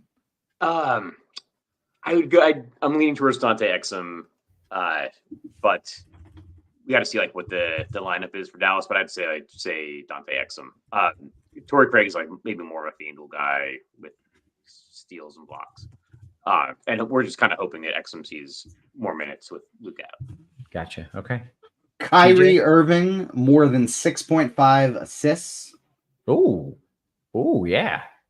So Kyrie Irving over 6.5 assists, and then I also like TJ Washington more than 6 rebounds. Ooh, okay, very good. Like that Kyrie bet quite a bit. I think we're going to bounce on out of here on that note. So for Squirrel, for TJ, for our wonderful production crew, always working hard behind the scenes, guys, we appreciate you. We love you, and we will catch you tomorrow. You have been crushed.